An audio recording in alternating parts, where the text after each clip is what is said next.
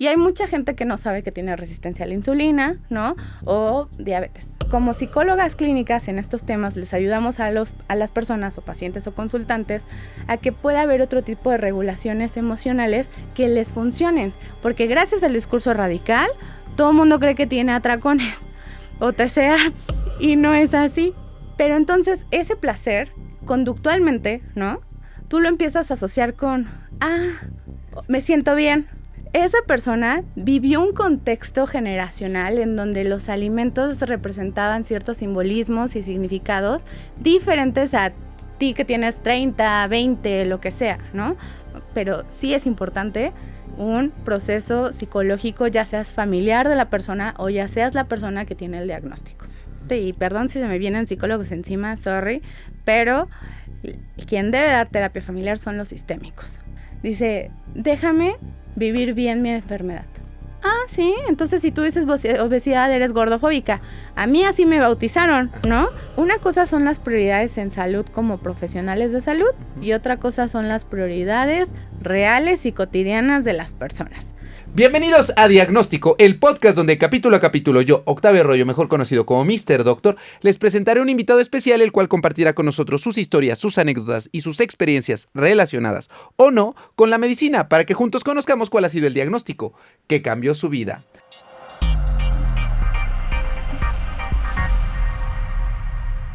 Antes de comenzar este episodio, amigos, no olviden suscribirse y darle like, ya sea que nos estén escuchando por Spotify o viendo por YouTube, porque eso nos ayuda a que lleguemos a más personas. Así que, por favor, denle like y disfrútenlo desde la comodidad de su televisión.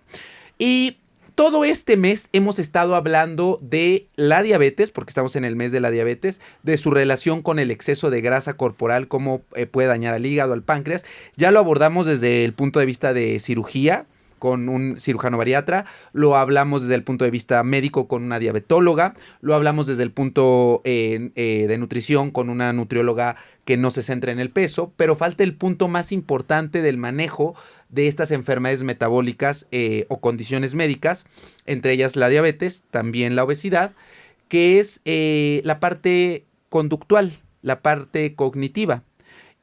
Porque no sé si ustedes sepan, de acuerdo a las guías para el manejo de obesidad de Canadá y también las de México ahora, que este año salieron, la mejor terapia para el manejo de este exceso de grasa corporal, de enfermedad por exceso de adipocitos, que son las células de la grasa, es la terapia cognitivo-conductual. Y por eso, el día de hoy, traigo a la doctora Lucero Peña. Le damos un fuerte aplauso. ¿Cómo estás, Lucero? Muy bien, gracias, Octavio. Qué gusto estar aquí. Después de tanto se nos hizo, ya la habrán conocido por episodios en nuestra vida de polémica, llamado Las Lobatontas, llamado Bueno, ahorita vamos a hablar también sobre la fashionista, sobre muchas ideas que de pronto pueden llegar a ser radicales. Pero como todos los invitados, Lucero, siempre hacemos una pequeña ficha de identificación donde nos dicen cómo se llaman, cuántos años tienen, a qué se dedican, cuál es su formación académica y solteros con hijos, sin hijos y básicamente eso. Súper, ¿no? Pues yo soy Lucero Peña, ¿no? Soy psicóloga clínica, tengo 33 años. Y yo me formé en la licenciatura en la YMCA, que es una escuela no tan conocida aquí en México, y después la maestría y el doctorado en la UDLA, de aquí de Ciudad de México. Ok. Entonces, ¿Y ahora te dedicas? Estoy dedicada, a psicología de la alimentación y psicología de la obesidad, y en el doctorado yo me traje toda la investigación de Canadá, en ese entonces era 2018, de lo que es estigma de peso, ¿no? En el área clínica. Ok.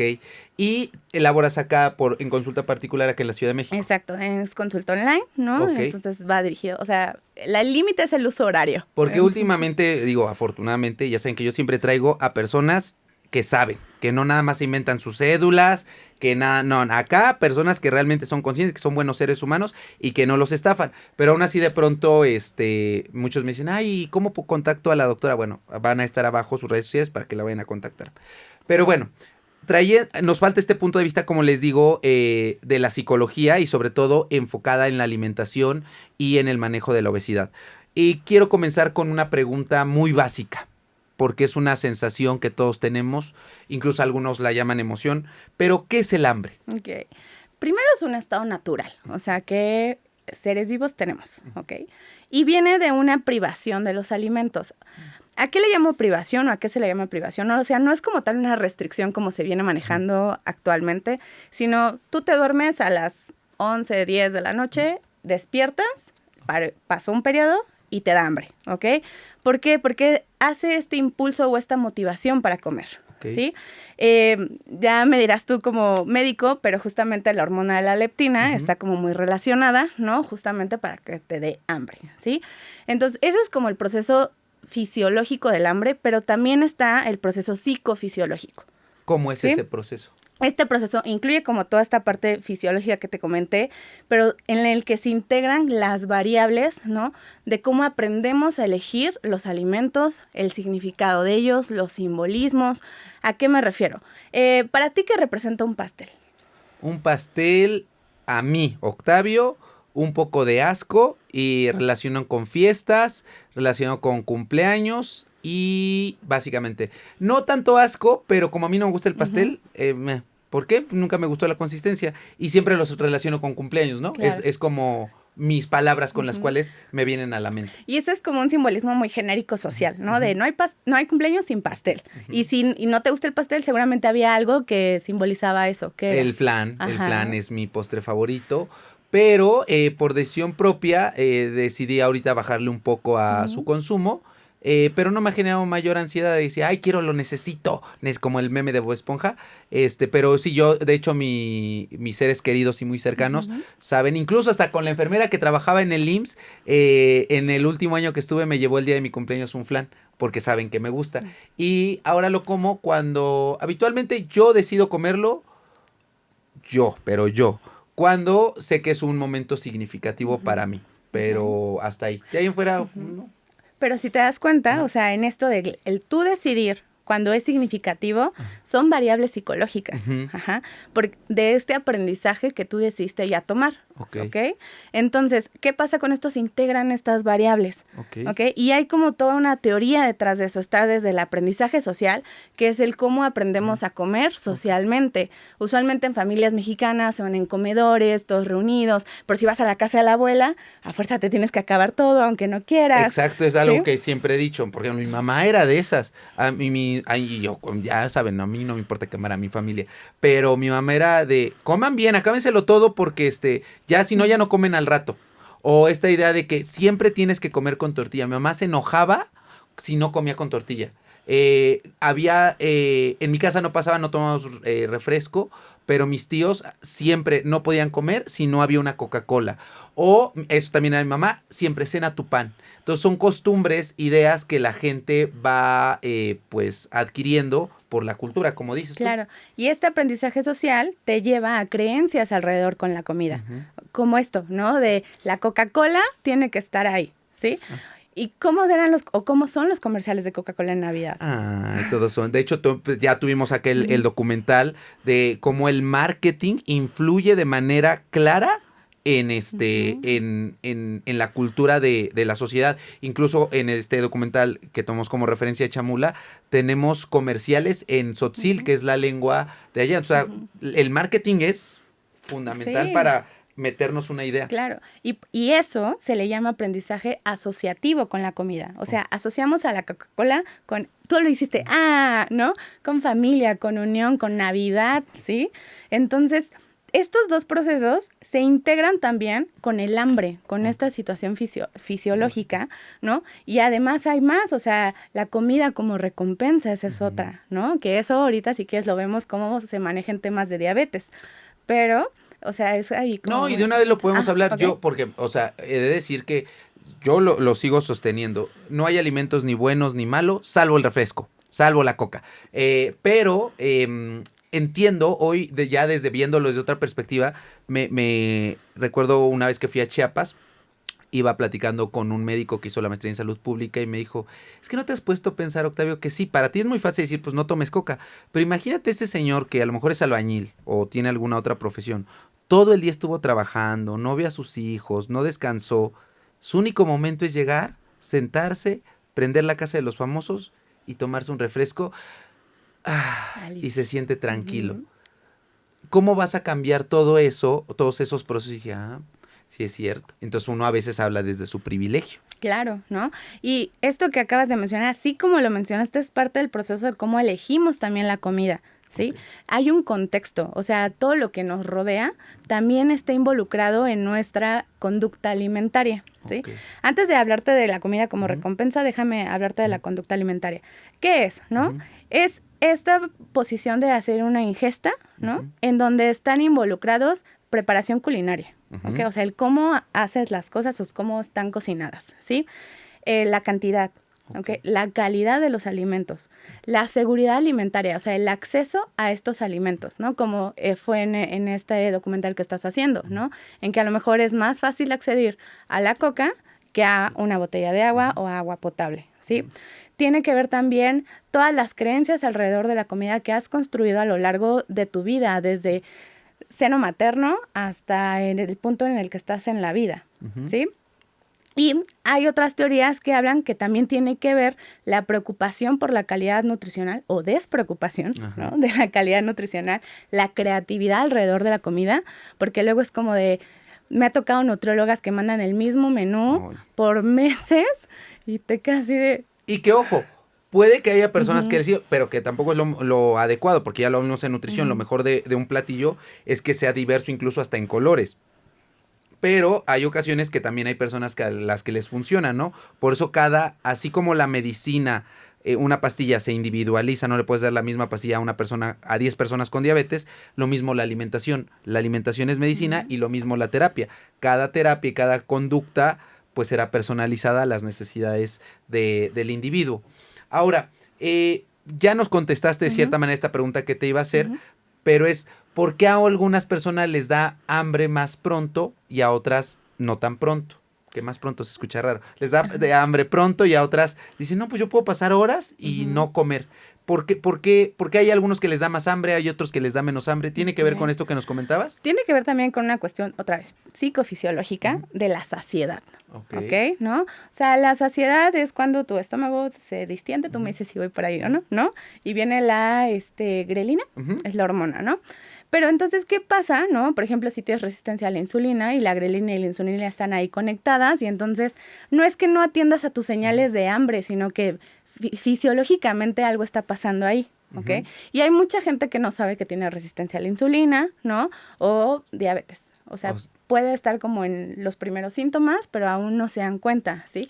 Por eso decimos que Ujú, uno de los síntomas de resistencia a la insulina es quedarse con hambre o tener predilección por lo dulce, porque el principal estímulo para la liberación de ujú, insulina es pues los carbohidratos. Y las personas con resistencia a la insulina no es que no la produzcan, de hecho la producen de más, pero no funciona. ujú. Entonces el cuerpo dice, como que me falta insulina. O sea, sí tengo mucha, pero me falta. Entonces, más insulina y entonces se vuelve un círculo vicioso, más hambre, comen más y efectivamente, o sea, hay muchos factores que involucran. Ujú, Pero este término de hambre emocional, ujú. ¿existe o no Justo. existe? Sí existe, ¿no? Hay ahí una como confusión en la traducción, Ok, ¿no? En inglés se llama emotional eating, ¿ok? ok. Y en español, desde teorías de psicología de la alimentación, tú lo vas a encontrar como alimentación emocional o ingesta emocional en ciertas teorías, ¿sí? ¿Qué es esto? Es la tendencia a ingerir alimentos de acuerdo a situaciones afectivas que aprendiste en tu círculo social. Ok, Ajá. O sea, no todos ni todas comemos con enojo las mismas cosas. Ajá. Es más, no todos y todas comemos con enojo sí. o con ansiedad. O ¿Sí? con velocidad. Por ejemplo, te puedo decir que Ujú, he platicado con muchos médicos, y probablemente incluso a mí también me ujú, llegó a pasar, que tienes nada 5 minutos para ujú, ir a comer, entonces comes rápido, rápido, rápido, rápido y no disfrutas el sabor, no te llevas ujú, todo este proceso tanto fisiológico de las enzimas, de la ujú, saliva, de que pase, de que sientas, de ujú, que lo disfrutes, haces comer, comer, comer, comer, o hay otros que comen hasta llenarse, ¿no? Que ujú. pues ya estaríamos rayando en conductas o en banderas rojas de trastornos de la conducta Claro. alimentaria. Pero ahí viene una variable bien importante. Este tema no es como, me da a mí mucha risa porque veo como otros profesionales de la salud, expertos en psicología de la Ujú. alimentación, Y ni y creen, psicólogos son. ¿no? Pero creen que son emociones y comida y ya. Ah, no. Pero hasta ahorita estamos viendo cosas de pensamiento, de Conductas. creencias, conducta. Y entonces, ¿qué pasa con la alimentación emocional o lo que socialmente se conoce como hambre emocional, ¿no? no es nada más de emociones negativas o positivas, porque en sí ya no existe tampoco esa teoría. O sea, empieza o es como este regulador emocional, ¿no? Que aprendiste por medio de la comida. Okay. Y puede ser de cosas muy felices, o sea, en Año Nuevo y en reuniones familiares hay comida, ¿sí? Los 10 de mayo usualmente te vas a comer, ¿ok? Una cita, ¿no? No, o sea, es muy raro quien diga, me voy a aventar del paracaidismo como cita, pero viene la comida después, ¿ok? Entonces, con todo esto, ¿qué pasa? O sea, las personas, ¿no? Empezamos a tener este regulador emocional por medio de la comida y no entendemos o no sabemos a veces que puede haber otro tipo de reguladores emocionales que no tengan que ver con la comida. ¿Cómo cuáles? Va a depender de la persona, ahora sí muy psicóloga, depende, pero puede ser de una persona que te diga salir a correr, dibujar, la misma terapia, ¿no? Enfocarse en algo, y esto no tiene que ver con que sea una conducta compensatoria, ¿no? Sino como psicólogas clínicas en estos temas les ayudamos a las personas o pacientes o consultantes a que pueda haber otro tipo de regulaciones emocionales que les funcionen. Yo tengo una frase que te la voy a compartir, ¿sí? Cualquiera que sea el problema, la respuesta no está en el refrigerador. Ajá. Y en general en la vida, sí. O sea, yo también es un principio que cualquier cosa se puede resolver. Por ejemplo, cuando me quieren funar a mí en internet, a ver, ¿qué es lo peor que maté a alguien? No. ¿Violé a alguien? No. No. Se acabó el problema. Entonces, es más bien saber cómo canalizarlo, podemos decir, adecuadamente y que, como bien dices, la respuesta no necesariamente está en la alimentación. ¿Y qué opciones tú le das a los pacientes? Pues en mi proceso, en mi enfoque, o sea, más que yo darles las opciones, se indaga, porque algo ha hecho la persona hasta el momento, que lo voy a poner en un extremo, que no se ha muerto por comer emocionalmente. ¿Sí? Entonces, lo exploramos. ¿Por qué? ¿Qué pasa? O sea, cuando tú comes por ansiedad, por ejemplo, no se resuelve lo que te dio ansiedad por medio de la comida. Sí. Eso va a seguir estando, ¿ok? Entonces, ¿en qué nos enfocamos? En que voltees a ver eso que sigue estando y eso se pueda resolver. Y como efecto paradójico sistémico, como lo vemos en la sistémica, pues la comida deja de ser ese regulador emocional porque ya lo resolviste desde otro lado. Que tiene que ver con, por ejemplo, conductas de adicciones, que obviamente ahorita vamos a hablar si el azúcar causa adicción o no causa adicción, los azúcares refinados. Pero algo por el estilo que yo siempre le digo a los pacientes, ¿por qué necesitas de el vape o de un cigarro para tranquilizarte? ¿Por qué mejor no acudes a la raíz de qué te está generando ansiedad y por qué llegas a esa conducta de fumar, ¿no? Que sería algo por el estilo, claro. ¿no? Es que a veces voltearse a ver en ese lugar cuesta. Y por eso es importante ir a terapia, porque muchos creen que ir a terapia es ir nada más a platicar para que el otro te entienda. No, es ir a platicar con otro para que tú te entiendas. Y entonces empezar a ver desde otra perspectiva las cosas y decir, mira, no me había puesto a pensar. Sí es cierto. Pero obviamente yo siempre digo que así como el músculo, cuando tú vas a hacer ejercicio de fuerza, no va a crecer en un mes, no va a crecer en 2 meses, en 6 meses. Son varios años, lo mismo con los pensamientos, las ideas y las concepciones. El que tú vayas con tu psicólogo, no, en un mes no vas a ver cambios, en 2 no. Digo, irás mejorando algunas cosas, pero para cambiar perspectivas es todo un proceso, ¿no? Claro, totalmente. Oye, volviendo a esto. El azúcar, y porque muchos dicen, es que soy adicto a la comida, soy adicto, y lo que más polarizan en las redes sociales, en TikTok, es que el azúcar causa adicción. ¿Es cierto que el azúcar causa adicción, que hay adicción a la comida? Porque ocupan de manera indiscriminada esta palabra de adicción. ¿Es correcto o tú qué opinas? Mira, hay investigaciones que dicen que sí, hay investigaciones que dicen que no, ¿ok? ¿Qué pasa, no? El azúcar justamente, o sea, hay una palpabilidad y no, cuando tú le ingieres te crea placer, ¿no? Porque se va directamente a la dopamina y todo esto. Pero entonces ese placer, conductualmente, ¿no? Tú lo empiezas a asociar con, me siento bien, ¿no? Y usualmente pasa, o sea, después de un día malo, la gente se va por un alimento alto en grasas, en carbohidratos y azúcares, ¿sí? Es normal. ¿Ok? Porque así lo aprendimos, por las frases de las penas con pan son menos, un caldito para el alma, o sea, todo esto. Y nadie quiere aliviarse con un brócoli. No. que es algo que también digo, ya saben que yo siempre el manejo interdisciplinario, pero yo decía, ¿y qué? Es que no me gusta el brócoli, o no me gusta, cuando digo, es que hay que comer más verduras, no te voy a poner una dieta, pero sí podemos hacer recomendaciones como que comamos más verduras. Es que no me gusta el brócoli, y yo les preguntaba, ¿y qué pasa si te lo comes? Y se quedan así como, si es cierto, nada. Pues cómetelo. Y es como, ay, sí es cierto, no lo había pensado. Como que a muchos se les ilumina, porque muchos me dicen, es que no me gusta esta comida. Y digo, está bien, es válido. Pero ¿qué pasa si lo comes? Y dice, ay, sí es cierto. Y pasa esto, lo mismo, ¿no? De que a nadie se le antoja el brócoli, pero cómetelo. Igual no, ¿qué es lo peor que puede pasar? No hemos tenido esa experiencia y ese aprendizaje, ¿no? Entonces, ¿qué pasa con el azúcar, no? Lo que va a empezar a hacer es que va a aumentar el umbral de gratificación y de placer que tengamos, ¿ok?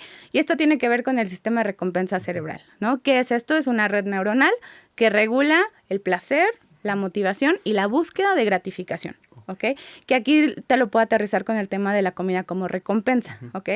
La comida como recompensa es cuando tú te premias, ¿ok? Con algún alimento, por alguna acción, evento, situación, lo que tú quieras, ¿ok?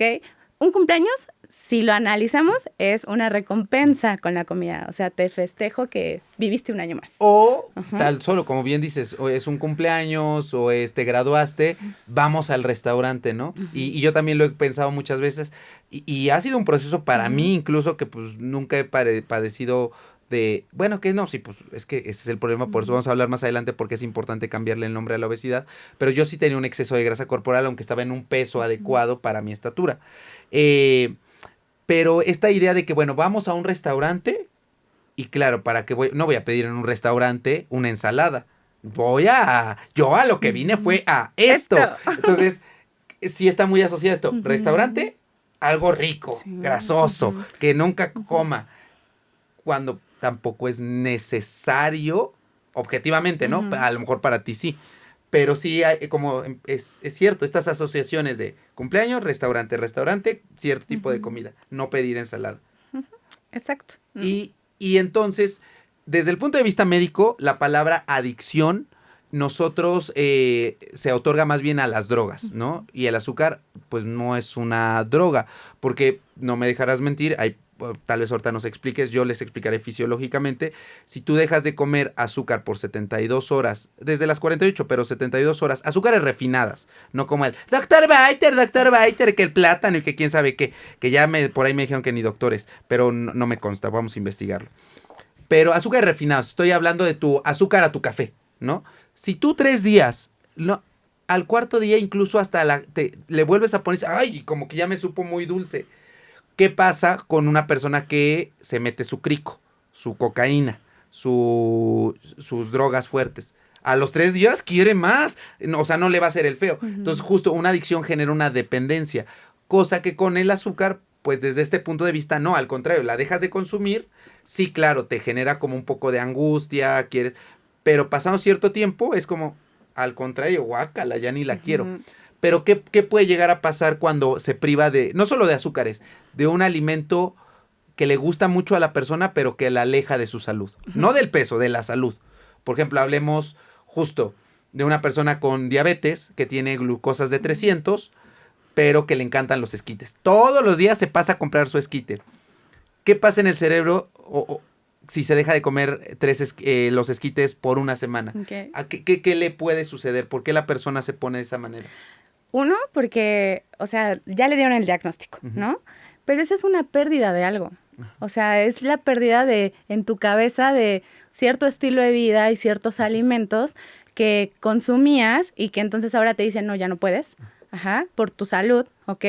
Pero la persona no lo ve en ese momento de esa forma, ¿no? Lo ve como no, estoy perdiendo esto. Y hay investigaciones que lo mencionan, ¿no? O sea, es esta pérdida de identidad con la comida en ese sentido. Entonces, entra se le conoce una disonancia cognitiva, ¿ok? La disonancia cognitiva es cuando lo que te hace tu ex, de ponerte en una creencia, tú tienes otra, son contradictorias. ¿A qué me refiero? O sea, el médico te dice, no puedes tomar refresco, ¿ok? Y a ti te encanta el refresco, ¿no? Y no lo ves como algo negativo, porque la creencia es eso, sí. O sea, la creencia no es algo negativo, es algo que me gusta, es algo que disfruto llegar y me lo tomo, Pero entonces el médico, la autoridad en ese momento, me dice que no. Entonces yo entro en conflicto por saber qué hacer. Entonces, en lo que entro en conflicto, si no hago el ejercicio de redefinir el simbolismo de esa comida en mi diagnóstico presente o en mi hoy por hoy o como tú le quieras llamar, es por eso que viene como este regreso, ¿no? ¿Por qué? Porque realmente, ¿qué me va a dar alivio? Pues la coca. Entonces, como todo esto es un proceso muy conflictivo y muy angustiante para la persona, y si no ha trabajado esa regulación emocional de una forma distinta, se va a regresar a ese producto o a ese alimento. Eso es lo que pasa a nivel conductual con la comida en este tipo de diagnósticos. Y de ahí la importancia, pues, en términos sencillos, de tampoco dejarlo de jalón, ¿no? Porque me ha tocado pacientes así que llegan a consulta conmigo y me dicen, no, doctor, hace un mes me diagnosticaron diabetes, traía 500 de azúcar, pero ya desde hace un mes, solo pura carne asada, pollo asado y verduras. Y mire, ya la tengo en 100 y sin metformina y sin nada. Le dije, perfecto, pero ¿por cuánto tiempo va a ser sostenible eso? Claro. Porque efectivamente, qué maravilla que sea, pero ¿de verdad eso es sostenible? En algún momento, como no trabajó y lo hizo solamente por un impulso o por el miedo, o por lo que tú quieras, no llevó este proceso. Es como los que se pueden hacer ejercicio de un día para otro. Amigo, no lo vas a aguantar. Y entonces, de ahí la importancia de cuando te diagnostican una enfermedad crónica como diabetes, hipertensión, que van muy de la mano con las conductas de alimentación, de ejercicio, mandarlos a terapia, ¿no?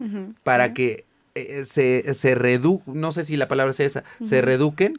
Pues más bien se redefina todo el proceso, ¿no? Redefine. O sea, que una cosa es lo que significa para ti la coca, pero otra cosa es qué significa la coca con el diagnóstico. Porque el diagnóstico, hay una narrativa para ti, ¿no? Que puede ser igual a muerte, ¿no? O igual a ya no voy a hacer nada, o igual y ahora mi familia me va a ver como un inútil, ¿sí? Entonces, por eso es importante que cuando esté en la terapia, también se evalúen las redes de apoyo, ¿ok? Y qué significa el diagnóstico también para la familia, ¿ok? Porque, supongamos, me voy a ir de adolescentes menores de edad a adultos, ¿no? En adolescentes, pues también es todo el estigma de cómo que tienes diabetes cuando, ¿no? Tan pequeño, ¿sí? Y entonces la mamá puede sentir culpa, ¿no? El papá puede sentir enojo con la mamá de es que tú le dejaste comer todo esto, ¿no? Y si hay más familia involucrada, igual. O al revés también, el señor ya de 65 años que vive con una hija, que ella es la que le cocina, y hay otros hijos, y ahí también es que por tu culpa tú le haces de comer. Entonces sí es entender como todo el contexto, ¿no? Del significado del diagnóstico y el significado de la comida en general. O sea, tanto la comida que la poner en la categoría saludable, ¿no? O la no saludable, si es que necesitamos la categoría, pero cómo todo eso esté involucrado en el proceso de la persona. Okay. Oye, y esto me lleva a que de pronto, afortunadamente ya se habla más de salud mental, ya se sabe que hay trastornos de la conducta alimentaria, pero se esperan a cambiar conductas o a cambiar hábitos en términos sencillos hasta que ya hay anorexia, ya hay bulimia, ya hay atracones, cuando desde antes ya viene banderitas rojas, ¿no? Por eso es importante, insisto, que si busquen, si el problema, a ver, tú corrígeme, porque yo estoy aprendiendo, porque luego también digo cosas que no. Si ya están viendo que el problema es la alimentación, el problema es la falta de ejercicio para la diabetes, para este exceso de grasa corporal, para el hígado graso, para incluso eventos repetitivos de pancreatitis por triglicéridos altos, pues sí vale la pena que vayan con un psicólogo, pero experto en alimentación, ¿no? O sea, porque les decía, la terapia cognitivo-conductual, pues claro que hay terapeutas cognitivos conductuales, pero hay terapeutas ya ni siquiera se dice cognitivo-conductual, ¿no? Pues es conductual, es de la tercera generación, sí. Una terapia conductual, especialista en TDA, por ejemplo, con la que yo estoy llevando, o un especialista en alimentación. Entonces, sí es importante que busquen este apoyo para que comprendan. Porque, a ver, ustedes no están viendo y dicen, ay, es que mi papá, no sé si ya toca, a mí me toca, es que mi papá no quiere dejar, ya le dije que ya no tome coca, pero necio, ahí sigue. ¿Qué está pasando en su mente para que siga? Y esa es la siguiente pregunta. ¿Qué lleva a una persona que sabe que cierta conducta lo aleja de su meta? Es decir, en términos sencillos, que ese hábito le hace mal. Pongo el ejemplo claro. Abro el refrigerador, de un lado tengo la coca, de un otro el agua. Ya sabe la persona con diabetes que la coca no le conviene, que le conviene más el agua. Pero ¿por qué sigue consumiendo la coca? ¿Qué pasa en el cerebro o en las conductas? ¿Qué lleva a estas conductas que lo alejan de su salud? Sí, lo que te decía, o sea, el marco de referencia de esa persona, tomemos el caso del papá, ¿no? Un papá, dime una edad del papá. 65 años. Ok, un boomer, ¿sí? Ok. Esa persona vivió un contexto generacional en donde los alimentos representaban ciertos simbolismos y significados diferentes a ti que tienes 30, 20, lo que sea, ¿no? Y entonces a lo mejor tú tienes el privilegio, ¿no? Y tienes también la capacidad de ver, no, es que la diabetes es, o sea, si sigue tomando refresco puede empeorar, ¿no? Lo que sea, el diagnóstico o el pronóstico. Pero para la persona, no, el marco de referencia es como de, ¿no? De algo me he de morir. Puede ser esa la creencia, ¿no? O ni siquiera a veces alcanzan a ver esa creencia, simplemente es como no saben. ¿Por qué? Porque no hay información adecuada de lo que ese diagnóstico puede involucrar en todos estos simbolismos de sus alimentos. O incluso, sí, puede que sí haya información, pero quien provee esa información no se la da de manera correcta. Okay. O de malas, o de malas, o sea, en el doctor el IMSS con 15 minutos, o incluso doctores particulares que nada, tiene esto y ya, y no le explican todo lo que significa. Sí. En psicología le llamamos psicoeducación, ¿no? Que es brindar como la información adecuada para que las personas tomen sus decisiones de acuerdo a lo que les funciona, ¿ok? Y esa información se las bajamos, ¿no? De tal forma que empaten con lo que les está pasando en ese momento en sus vidas, ¿sí? O sea, no hablo como de la diabetes en general, ¿no? Hablo de la diabetes en su caso en específico, ¿sí? Pero también aplica para general, pero, o sea, a lo que me refiero es que cuando tú estás en un proceso con esta psicóloga que es experta en estos temas y hace esta psicoeducación, la psicoeducación no debe ser general, debe ser aterrizada a su caso. Para que la persona pueda empezar a crear nuevos marcos de referencia, nuevos aprendizajes, y va a llegar el punto en el que le haga sentido. Porque no podemos obligar a la gente a que le haga sentido. Y es lo que te quería preguntar. ¿Ahí cómo se le puede hacer? Porque muchos me van a decir, bueno, ok, doctor, si ya nos dijo que mi papá o que mi esposo o que mi hijo tienen que ir a terapia, pero no quiere. Se lo voy, a mí también me dice, se lo voy a traer. Le digo, no, a mí no me traiga nadie, que solito venga. Pero, ¿qué estrategias, cómo pueden abordar el familiar, la red de apoyo, cómo puede orillar o decirle, sí, ve a terapia? Porque luego la misma familia o al revés, no sé si lo conté en el capítulo de la cirugía bariátrica virtual. Ay, no. ¿Verdad, amigo? Aquí que nos acompañó. Estaba hablando del charlatán y dice, ¿cuántas veces, no? Y ponía ejemplos con la comida y iba la paciente con obesidad mórbida y su hija, supongo, también con obesidad, pero le hacía ya así como pegando, así como te hablan. Oye, me daban ganas, ¿verdad, amigo? Me daban ganas de, ya deje de molestar a su mamá, ella ya sabe que está mal, si de por sí está en friegue y friegue y friegue. ¿Cómo no caer, o sea, no rayar en esa línea de, sí va a terapia, pero también caer en la de, ve?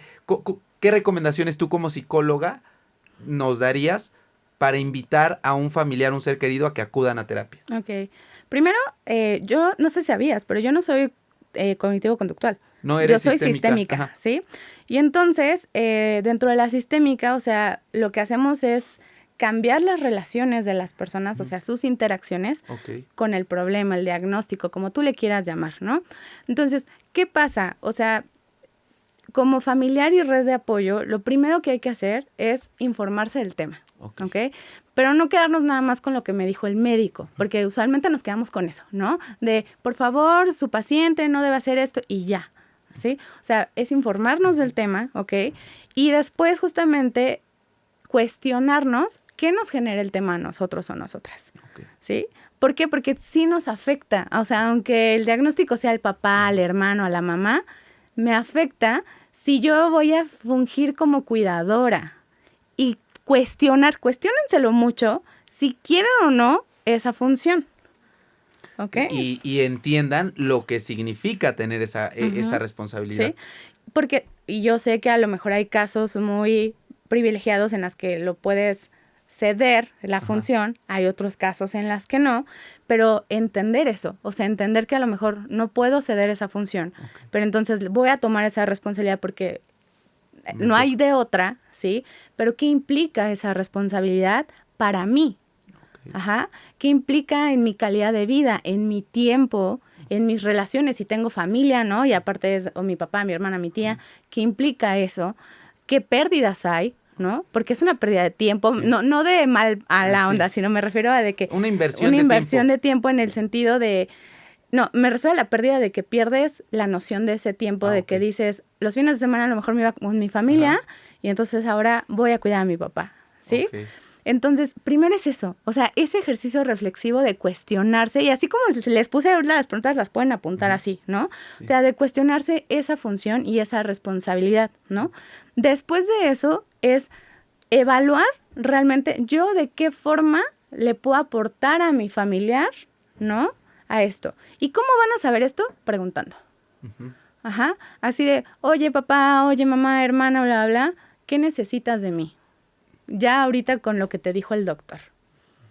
Sí, porque a veces damos por hecho que quiere que compres la medicina y a lo mejor lo único que quiere es que un abrazo. Ajá. Sí, tienes razón. Ok, entonces yo les digo, no se metan en problemas, sino o no quieran arreglar algo que no está roto.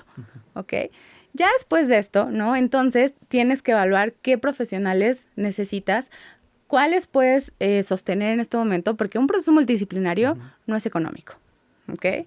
Esa es la realidad. Y yo no quiero poner prioridades de, ay, es mejor psicología. No. O sea, es de acuerdo a la necesidad de la persona. Sí. Pero sí es importante un proceso psicológico, ya seas familiar de la persona o ya seas la persona que tiene el diagnóstico.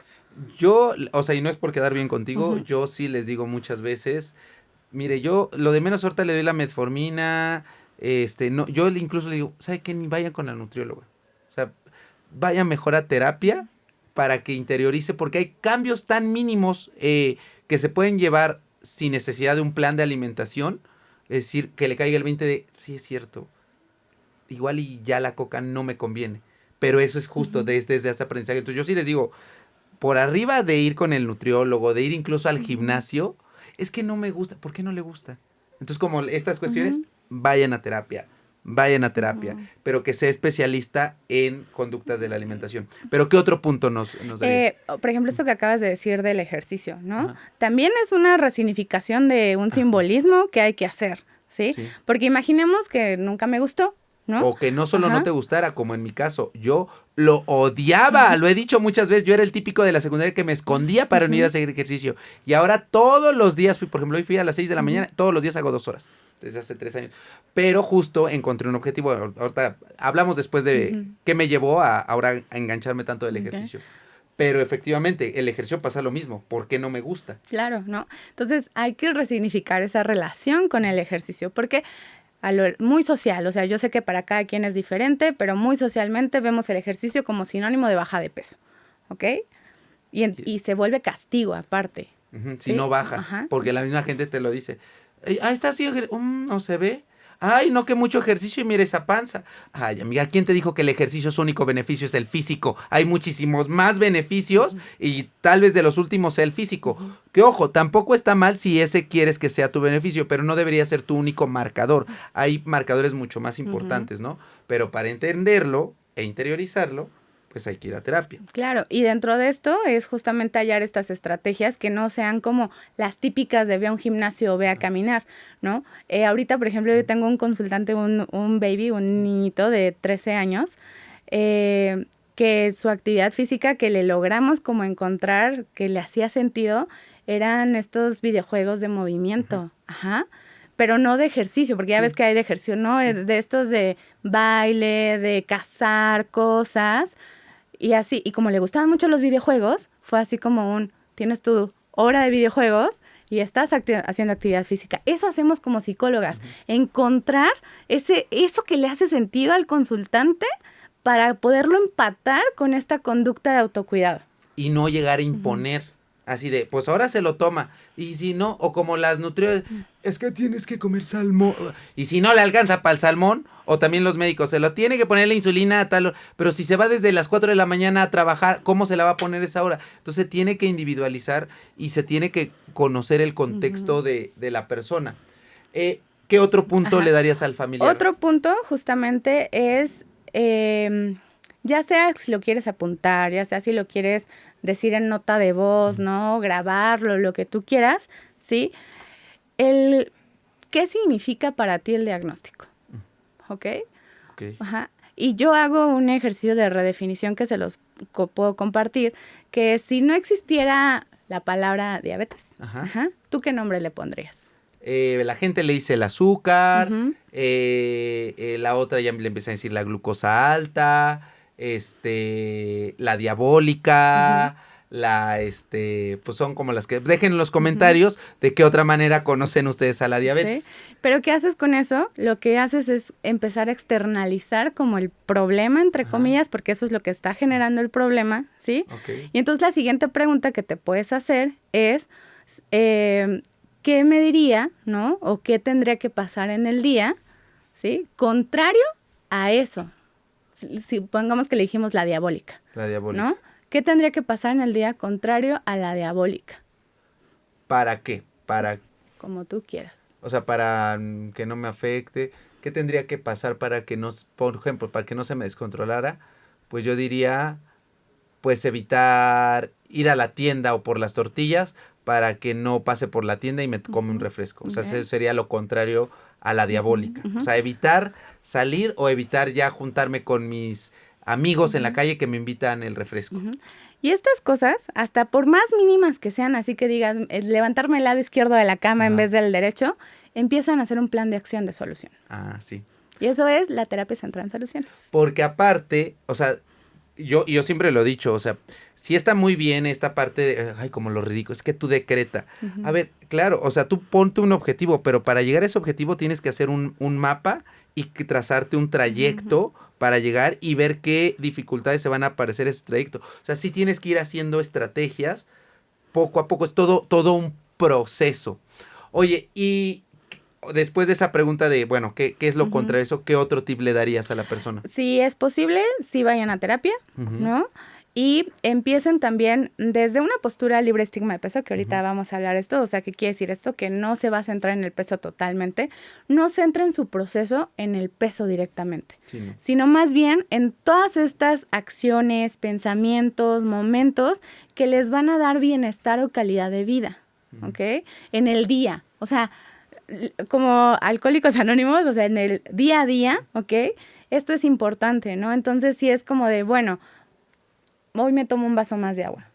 Comienza así, ¿no? O sea, hasta lo más mínimo cuenta. Hoy hice 10 pasos más.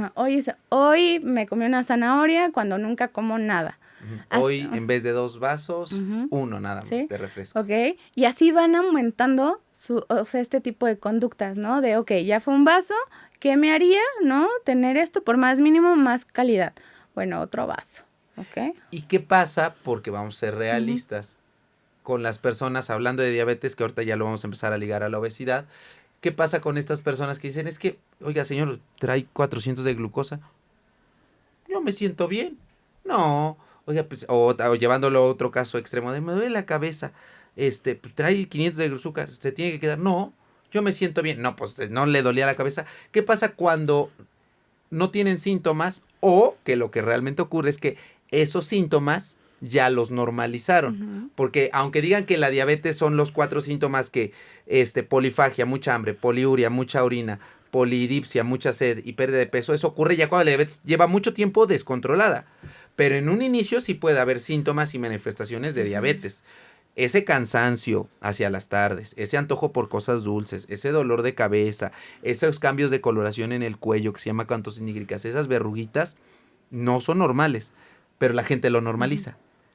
¿Cómo hacerle para decir es que tener 400, tener 300 de azúcar, tener un exceso de grasa corporal, o sea, yo me siento bien, no, incluso, doctor, vea mis laboratorios, están bien.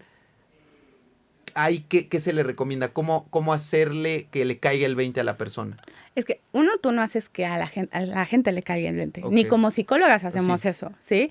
¿Qué pasa? Es que es un proceso, es un duelo, Okay. ¿no? O sea, de que sí, están muy normalizadas como los síntomas, ¿sí? Que a lo mejor en un principio te pudieron sacar de onda, pero después los habituaste, ¿ok? Y entonces ya no se te hace raro y aprendes a sobrevivir con ello, ¿no?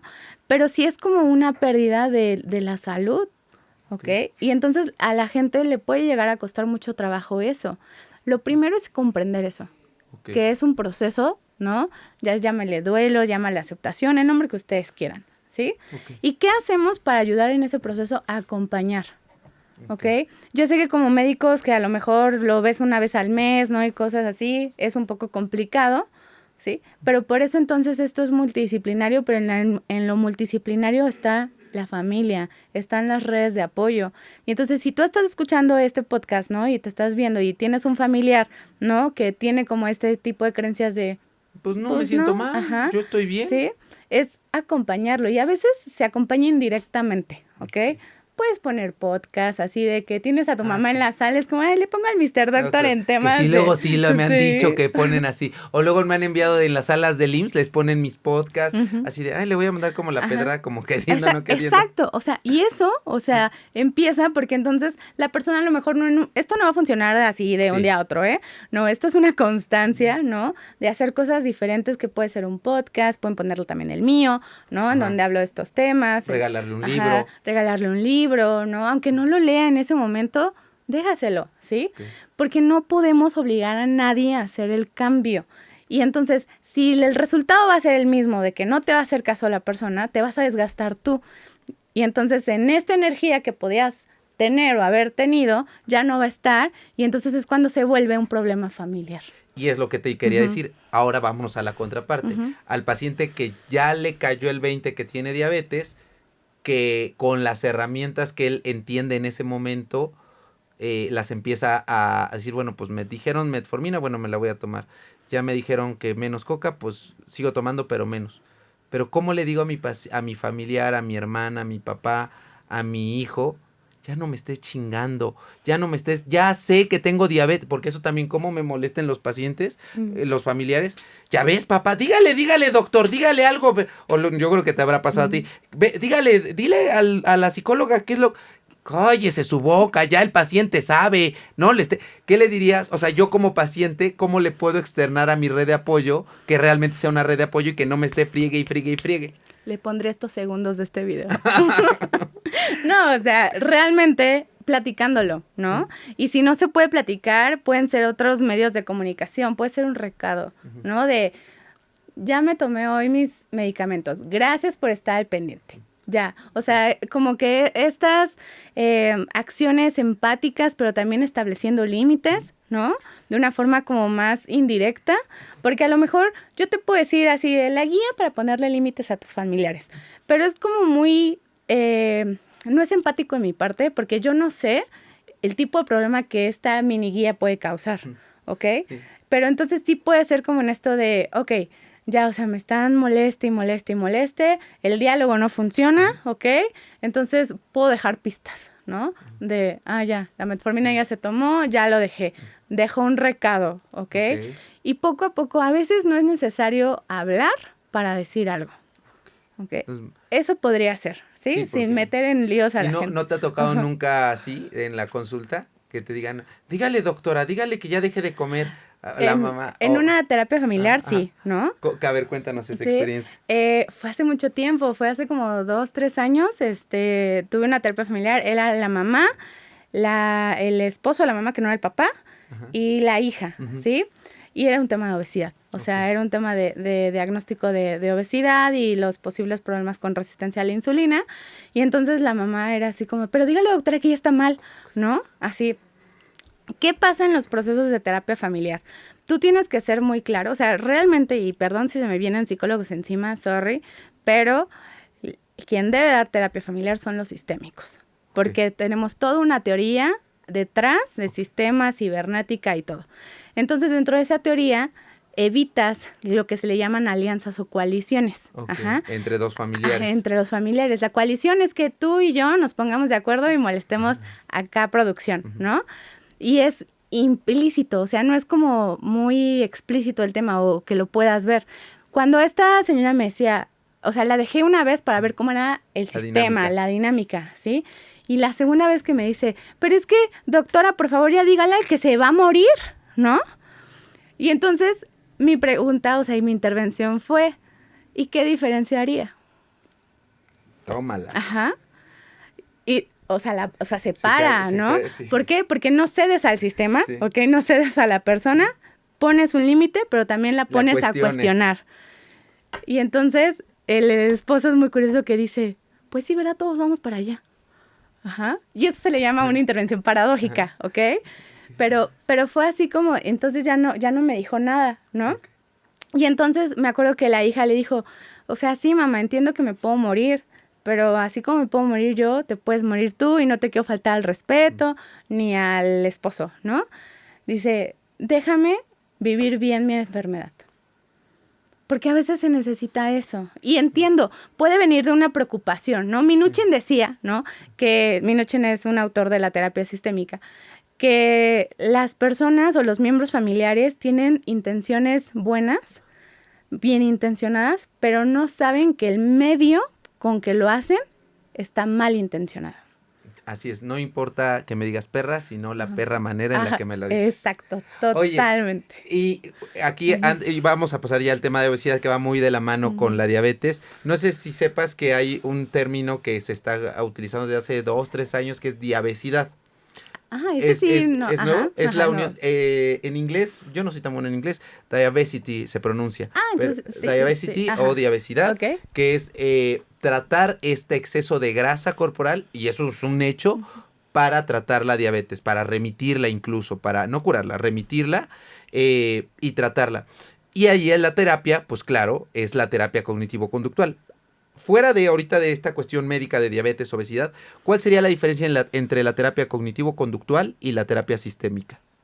Uy, no, bueno, aquí se me van a aventar todo el mundo. No importa, aquí, aunque venga la Scarlett, venga la Lorena, venga quién más. Como a mí no me importa lo que diga. TikTok aquí. Sí. No, hace como 3 años yo hice un video, ¿no? En donde yo decía que las terapias contextuales, se tardaron 30 años en darse cuenta que lo contextual era importante en los trastornos de conducta alimentaria. Y sí es así, ¿no? O sea, dentro de la investigación sistémica está la escuela de Milán, ¿ok? Que justamente lo que hacían los milaneses, ¿sí? Era entender cómo la anorexia de alguna forma impactaba en la familia y la familia en la anorexia. ¿Sí? Y no estas interpretaciones muy bioenergéticas, ¿no? De constelaciones familiares, no. Sino en el contexto, así de genuinamente que o sea, cómo esta enfermedad está dañando la red de apoyo, ¿no? Exacto. Y te voy a dar un ejemplo, ¿no? Era una consultante con anorexia, ¿no? Ya diagnosticada, y la mamá estaba así encima de ella, y come, y no sé qué tanto. Bueno, la niña así menos comía, ¿ok? Y entonces Minuchin hace una intervención y le dice a la hija, ¿no? Tu mamá está tan preocupada por la anorexia que estás teniendo que ella actúa como la misma restricción, chingándote todo el tiempo, ¿sí? Entonces, o sea, esas como tipo de intervenciones son muy bonitas porque te das cuenta que el contexto, ¿no? También influye en el diagnóstico, ¿sí? Entonces, esa es como una de las diferencias. 1, el tiempo, ¿no? 2, o sea, realmente sí, o sea, la cognitivo-conductual tiene mayor publicación, mayor como empírico, ¿no? Cualitativo, cuantitativo, en investigación. La sistémica, ahí va, ¿sí? Pero la diferencia también es en los paradigmas, ¿no? Desde dónde estoy haciendo la intervención. En la sistémica posmoderna no somos buscadores de déficit patológico o de detectives de la enfermedad. No quiere decir que no exista, sí existe, ¿sí? Pero lo que hacemos es redefinirla, porque la persona al final va a tener un significado de ese diagnóstico. Es por eso que vengo insistiendo mucho desde el principio del podcast que hay que redefinir, ¿no? La enfermedad, el diagnóstico. Y dependiendo de cada persona. Exacto. Y no solo eso, sino que evaluamos cómo interactúa la persona con el diagnóstico.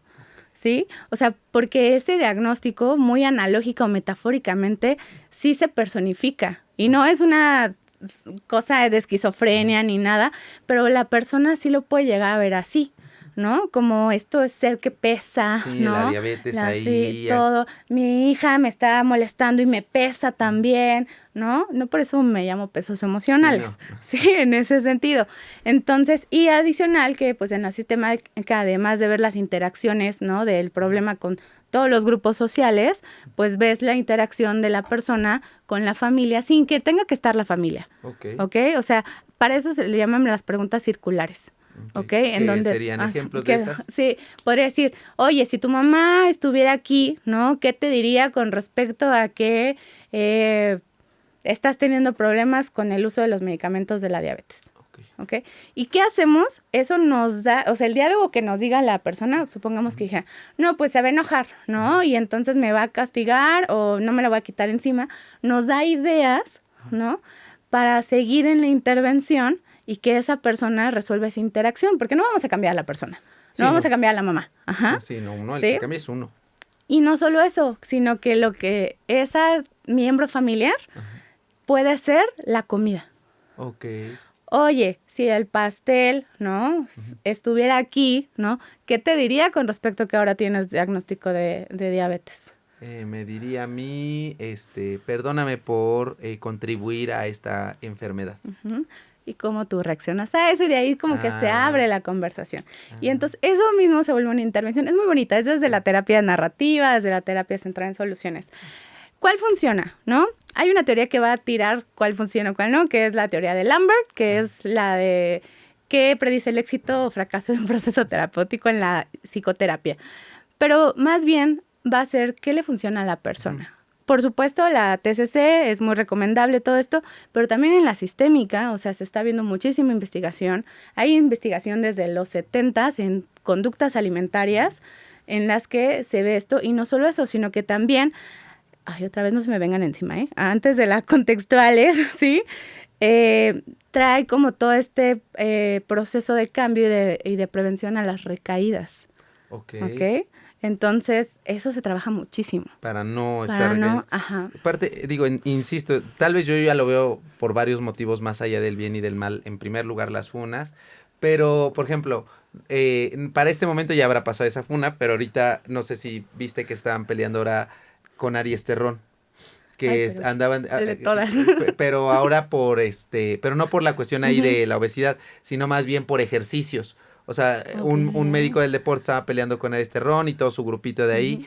Y decía, carajo, ¿por qué se pelean por si tienen que hacer este ejercicio para el tríceps o tiene que ser así?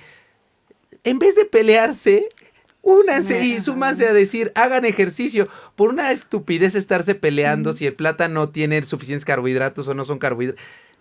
Que coma lo menos procesado posible, en eso céntrense. Entonces, luego ahorita que me decía, se me van a venir encima, yo... En vez de que estén de haters los otros psicólogos, mejor sigan abogando para que la gente vaya a terapia, ya sea sistémica, y obviamente que tenga evidencia, ¿no? No que se la invente.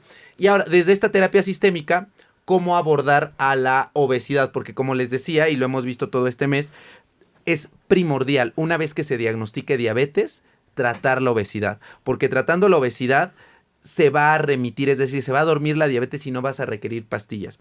Entendiendo la obesidad no como un exceso de peso, sino como un exceso de grasa, y grasa, no quiero poner tantas palabras técnicas, pero grasa visceral, grasa de la mala. ¿Qué estrategias o cómo manejas desde tu postura, desde tu profesión, a la obesidad? Llegó mi momento. De brillar. No sé si sabías, pero yo tengo un protocolo de pesos emocionales. Ese protocolo yo lo validé a nivel doctoral, ¿no? Y es para modificar conductas alimentarias o relación con la comida e imagen corporal, ¿sí? ¿Qué se hace? Yo utilicé lo que se conoce como la terapia centrada en soluciones. Como su nombre lo dice, buscamos las soluciones, ¿sí? De nuevo, este ejemplo que te decía, algo ha pasado que a pesar de la obesidad, lo voy a poner así, no te has muerto, Ok. ¿sí? Y entonces, o sea, todas estas cosas que empiezan a surgir de, no, pues es que sí medio hago ejercicio, ¿no? O no, es que sí he llevado dietas, a lo mejor muy restrictivas, no me han funcionado, pero sí las he hecho. Esas cositas, esos pequeños como hilitos de esperanza, se le llaman excepciones. Ok. ¿Ok? El punto de la terapia centrada en soluciones en obesidad es agarrar esos hilitos y expandirlos, ¿ok? Hacer que la persona se dé cuenta que los tiene, primero, que le funcionan y que lo siga haciendo, ¿ok? Entonces, bajo mi paradigma y bajo mi postura que es sin estigma de peso, ¿no? No me centro tanto como en esta justificación porque hay mucha investigación de intervenciones en psicología, de obesidad, que toman el peso como un marco de éxito o fracaso, ¿ok? Yo lo digo así, el peso no es conducta. Ajá. Psicólogos y psicólogas no tendríamos por qué estar metidas en cuestión de peso, en intervención. Sí en cuestión de bagaje y de saber para poder dar la psicoeducación en caso de que sea importante, pero no en intervenir en... Porque me llegan consultantes de, es que me dijeron que tengo que venir con el psicólogo para bajar de peso. No, pues no. Es para mejorar sus conductas. Sí. No va a haber forma. Sí, no, pues sí, o sea, no es como que, haces esto y ya vas a bajar 2 kilos. No, no, es más bien, ¿qué te acerca más? Yo les explico así, o sea, es más, ¿qué conductas te alejan o te acercan a tu objetivo, que en este caso es la salud, ¿no? Probablemente esos 2 litros de refresco al día te alejen. No, a lo mejor a alguien más no le hacen daño, pero para ti... y ahí es donde empezamos a poner todo esto. Claro. Y entonces lo que empiezas a hacer es resignificar todo esto que hemos hablado, los simbolismos, la elección de la comida, ¿no? La elección del ejercicio, la resignificación con el ejercicio, que son las variables que de alguna forma en guías clínicas de obesidad son importantes. La imagen corporal también, ¿sí? Porque también ahorita, bueno, con toda la onda de Saxenda, ¿no? Ozempic y todo esto, pues mucha gente lo está ingiriendo. Y no, ojalá fuera eso, que al menos se sabe que están automedicando, pero de eso hablemos ahora de Redotex, de ¿cómo se llama? De la semilla de Brasil, de Herbalife, de todo eso. Ajá, pero entonces lo que haces justamente es que la persona mejore esas conductas de autocuidado, ¿no? Y el autoconcepto con estas técnicas. O sea, bueno, hablarte de las técnicas sistémicas, no, otro podcast si quieres, ¿sí? Está muy largo. Pero, o sea, en definitiva es esto, o sea, es buscar estas excepciones, estos hilitos de esperanza, expandirlos, que se den cuenta y con eso hacemos planes de acción, ¿no? Ahora, la sistémica es una de las terapias primerizas en este nombre de terapia breve. ¿Ok? Como terapia breve, o sea, de poco tiempo. De pocas sesiones de alguna forma, ¿sí? Pero no quiere decir que, por ejemplo, los protocolos de la terapia centrada en soluciones era como hasta 10 sesiones, pero es por objetivo terapéutico. Ok, por ejemplo, dejar de tomar refresco. Y aún así ese no sería el objetivo terapéutico. El objetivo terapéutico sería, o sea, yo te preguntaría en ese caso, oye, ¿qué sería lo contrario de dejar de tomar refresco? Tomar agua. Ok, ¿no? Entonces, es proponer. Es proponer, ajá. Ay, que yo también soy muy de eso. Yo antes de decirle, oiga, entonces, porque es una súper constante y no van a dejar mentir los profesionales de la salud. Y entonces, ¿qué debo de dejar de comer? ¿Qué le parece si mejor proponemos comer más verduras? O sea, si quieres seguir comiendo su pizza, y es, como bien dices, paso a pasito. Claro. De un día a otro no, es paso a pasito, pero sí establecer metas, ¿no? Porque son las fases del cambio, ¿sí? O sea, porque existe esta teoría, es así, o sea, el cambio es inevitable hacia donde lo quieras ver, pero tienes que dirigirte entonces hacia donde tú quieres ir, ¿ok? Y en eso está la prevención a las recaídas. Entonces, dentro de las intervenciones, sí vemos mucho como estos planes de acción emergentes, ¿sí? En tal caso. O sea, como una llamada de emergencia. Ajá, pero que la persona sepa qué hacer y no me tenga que hablar a mí. ¿Sí? Llevo estadísticas de mis consultantes y todo porque soy una ñoña de lo peor, pero por ejemplo, del 2020 al 2023, a diciembre, eran más de 700 pacientes, ¿sí? Y entonces en las estadísticas venía, porque les voy dando como el seguimiento, porque esta es investigación para mí que puedo publicar, y me acuerdo que el 87% de esos 700 supieron qué hacer en sus recaídas hasta después de un año de terapia.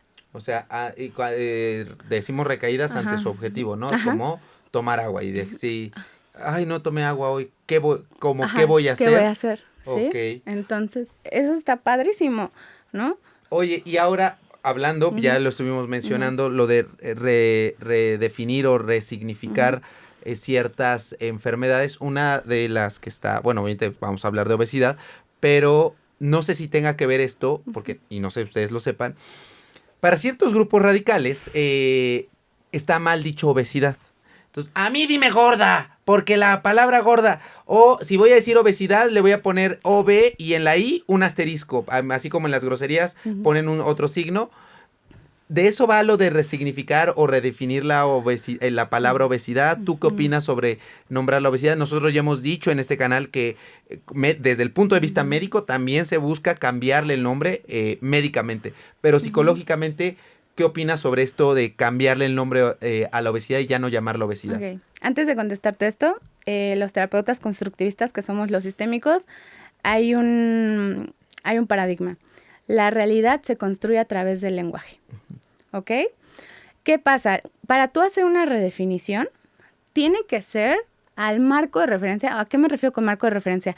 A las cosas, pensamientos, situaciones, vivencias, experiencias que tuvo la persona y le hicieron sentido. ¿Ok? Eso de manera individual. Ajá. O sea, yo no puedo llegar, bueno, sí puedo, pero no es como, no, Ético. ético, ¿no? Contigo y decirte, ya no vas a ser Octavio, Ay, ¿por ¿no? qué ¿Por no? qué no? Porque vamos a cancelar a Octavio, ¿sí? Ahora te llamas Jorge. Filiberta. Ya no te vamos a decir porque yo me llamo Jorge Octavio. Jorge, sin el Octavio. Ajá. Ajá. No, Y, pero es así porque si no eres octaviofóbico. no, pues Así, así así de es. ridículo, ¿no? Es. Y más porque yo siempre lo he dicho y lo sigo manteniendo. Cuando tú quieres hacer una redefinición social imponiendo un concepto, puede ser desde una lucha social, como pasó como en la comunidad LGBT, Ujú. bueno, gay. Ajá. Incluir la E, ¿no? El No, lenguaje inclusivo. no, me refiero en los, ay, no me maten, en los 60s, Ajá. cuando que usaban como la palabra marica, Ah, ¿no? y le dieron una Una resignificación. Que sigue resignificación. pasando, ¿no? Ahorita Ajá, es el decir sí, joto, el decir, pero ya se dicen, como las pérdidas. ajá, Ahora joto. ajá, sí. Pero, o sea, ¿qué pasa en esto? Aquí fue como una imposición que ni siquiera fue elaborada, ni siquiera fue justificada, solamente fue lo vamos a hacer así, pero no solo eso, sino que viene un castigo si Ok, no lo haces así. ok. Ajá. Y yo nunca me enteré y a lo mejor me faltó investigar, pero en este movimiento gay, que castigaran a alguien que no se dijera marica. Ajá, sí. Ajá. Entonces, cuando viene un castigo social, porque es un castigo Sí. social de, sí, entonces si tú dices obesidad, eres gordofóbica. Ajá. A mí así me bautizaron, Ajá. ¿no? Como psicóloga gordofóbica solamente por usar la palabra La obesidad. obesidad, ¿sí? Entonces, ¿qué pasa? O sea, yo les decía, en ese entonces era 2021 Ujú. y era cuando la OMS como que puso la obesidad como factor de riesgo, Ujú. ¿sí? Yo les decía, es el momento indicado para hacer esta resignificación porque la misma teoría te está ayudando a que no lo veas como enfermedad, sino como factor de riesgo. Ya después cambió y aún así sigue teniendo sentido. Pero no, o sea, aquí fue no, está mal. ¿Pero mal para quién? Sí, para Mal, ti que ajá. te ofende. ¿Por qué? Porque hay personas, ¿no? Que en esta crianza muy mexicana, que el gordo o era un insulto o era una cuestión muy negativa, ¿sí? Y ahí a lo mejor habrá otras familias en las que obesidad es un insulto o una palabra muy negativa. ¿Cómo es? Pregúntale a la persona. ¿Cómo quiere que le digas ¿Sí? efectivamente? Ajá. Y yo por eso me quedé con esto de cuerpos grandes. Sí. Así dije, mira, Ya no voy a ni entrar me en... voy a meter todo ahí. Nosotros en medicina Ajá. el plan es llamar la enfermedad por inflamación adipositaria. Que los adipocitos, les digo, son las células donde se almacena la grasa. Porque el problema con la obesidad realmente es este exceso de grasa. No, el problema no es el peso propiamente.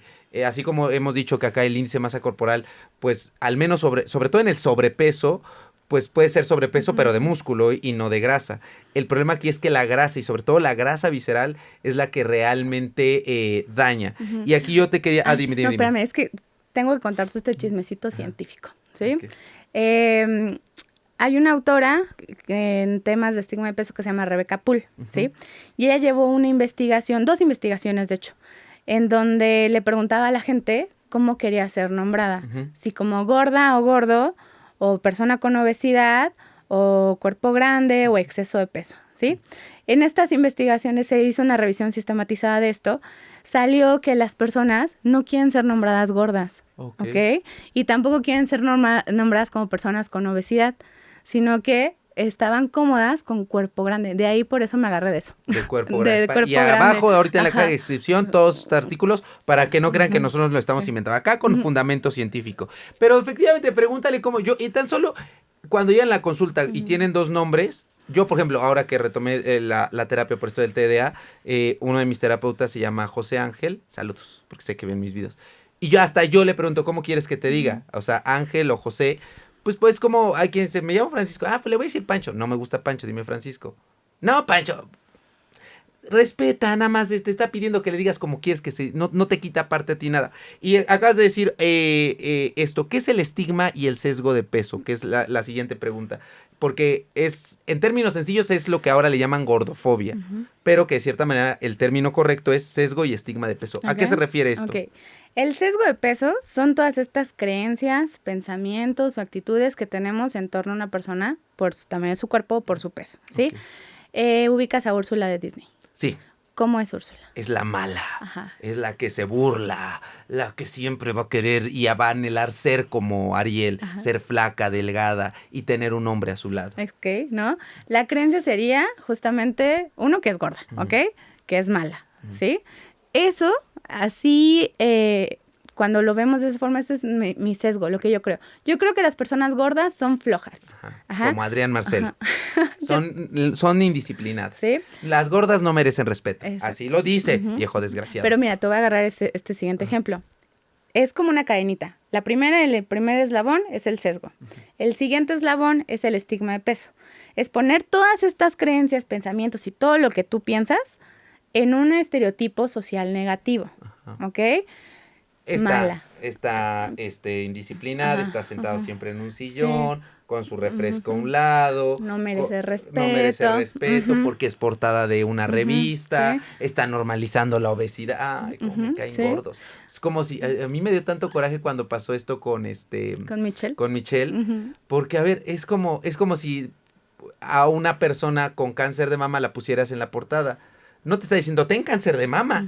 Poner a una persona con obesidad o poner a, no me acuerdo quién de los Jonas Brothers tiene diabetes tipo 1. Y que lo pusieran en la portada es como, está normalizando No, o sea, porque aparte, alguien puede decir, no, pues la diabetes tipo 1 no es opción y la obesidad. Pues la obesidad no hay muchísimos factores, como ya hemos dicho, que detonan a la obesidad, entonces tampoco es una elección propiamente.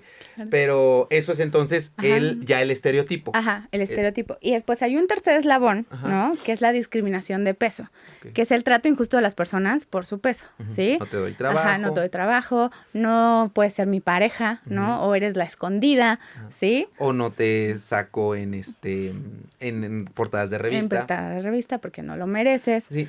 Fíjate, hace tiempo Herli, la de Tomás, esas perras mamadas que dijo cuando la contrataron para la campaña de Nike, me recuerdo ese TikTok y dije, es que claro, tiene mucho sentido y desde ahí yo ocupo esa frase que él dice, a ver, se quejan que los gordos no hacemos ejercicio. Y cuando salimos en una campaña de Nike con tenis, haciendo ejercicio, ahora ya quieren que todo sea inclusivo. Entonces, a ustedes ningún chile les embona. Que si sale un gordo haciendo ejercicio, que es normalizarlo. Que si no sale, entonces... Nada más ustedes lo que quieren es estar friegue y friegue a las personas. Sí. Pero en términos sencillos eso se llama sesgo, estigma y discriminación por peso. Y lo puedes ver en la clínica, ¿no? Tuve el caso de una consultante que se fue a urgencias por unos cólicos como muy diferentes a un cólico menstrual. Ella decía, está muy raro, ¿sí? Fue privado, ¿no? Entonces se fue a urgencias y entonces el médico de ese momento le dijo, es que son unos cólicos, pero si bajaras de peso y dejaras de comer donas, así le dijo, si dejaras de comer donas, pues no te pasaría esto. ¿Y cómo sabe que son donas y no conchas? Sí. O sea, ya lo está asumiendo, claro, ¿no? Y entonces se regresa, ¿ok? A las 3 horas vuelve a ir a urgencias, la llevan y ya cuando ya la analizan, tenía peritonitis por el apéndice. Entonces, o sea, ¿a cómo va? O sea, si analizamos este caso, o sea, este médico en sus creencias de se está quejando la gorda, ¿ok? Y pues tiene que bajar de peso y así se va a sanar, ¿ok? Es este estigma de peso.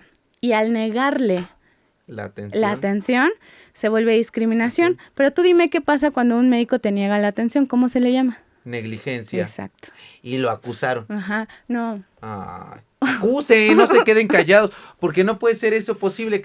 Y ese es un ejemplo, pero hay muchísimos así, tan solo con la misma resistencia a la insulina que ya explicamos, que se vuelve un círculo vicioso. La persona tiene más hambre, come más exceso de grasa, más difícil que funcione la insulina. Y el tratamiento para la obesidad, pues deja de comer.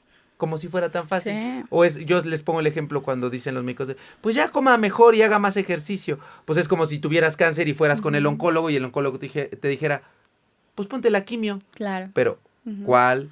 ¿Qué dosis? ¿Cada cuánto? ¿Por cuánto tiempo? ¿A qué dosis tiene que ser por mi peso? O sea, individualizarlo. Pasa lo mismo con el ejercicio, con la alimentación y con la terapia. ¿Qué estrategias ocupas tú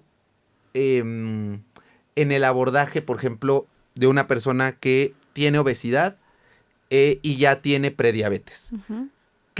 ¿Cómo la abordas en general? Ya sabemos que es dependiendo de cada paciente, su contexto y todo esto, pero ¿cuáles serían esos 5 puntos que tú dices? Sé que bajarla de peso no es mi prioridad, pero sí indirectamente va a ocurrir eso porque tiene que bajar de porcentaje de grasa para que funcione mejor el hígado y funcione mejor el páncreas. ¿Qué estrategias utilizas ahí? ¿Cómo lo abordas? Porque muchas pacientes, tanto hombres como mujeres, pues llegan con esta idea de, es que vengo porque ya me dijeron que tengo que bajar de peso para que la prediabetes no avance a diabetes. Claro. Uno, que es bien importante y se los voy a repetir, sí tenemos que tener el bagaje de saber qué es una dieta, de saber cuáles son las implicaciones de una resistencia a la insulina para dar la psicoeducación y para saber, ¿no? Okay. El que tú tengas esa información no te da derecho a ejercerla, ¿vale? Entonces, lo primero que yo hago es justamente exploro la conducta alimentaria en un día. O sea, ¿qué come? ¿Cuánto come? Si prepara ya los alimentos, si le gusta prepararlos.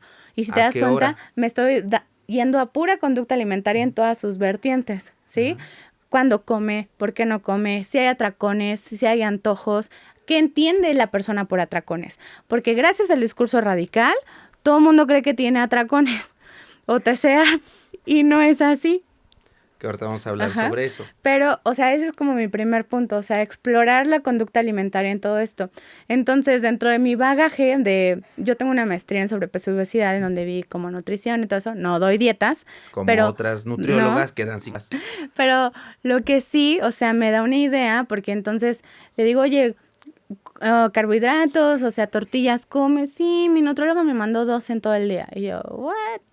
¿Por qué? Porque sí hay una restricción cognitiva, no una restricción alimentaria. O sea, hay una restricción cognitiva en donde la persona cree que 2 es suficiente porque se lo dijo una autoridad de salud, pero no es suficiente, ¿no? Okay. Y más si hay indicios de resistencia a la insulina en donde las señales de hambre están distorsionadas, ¿ok?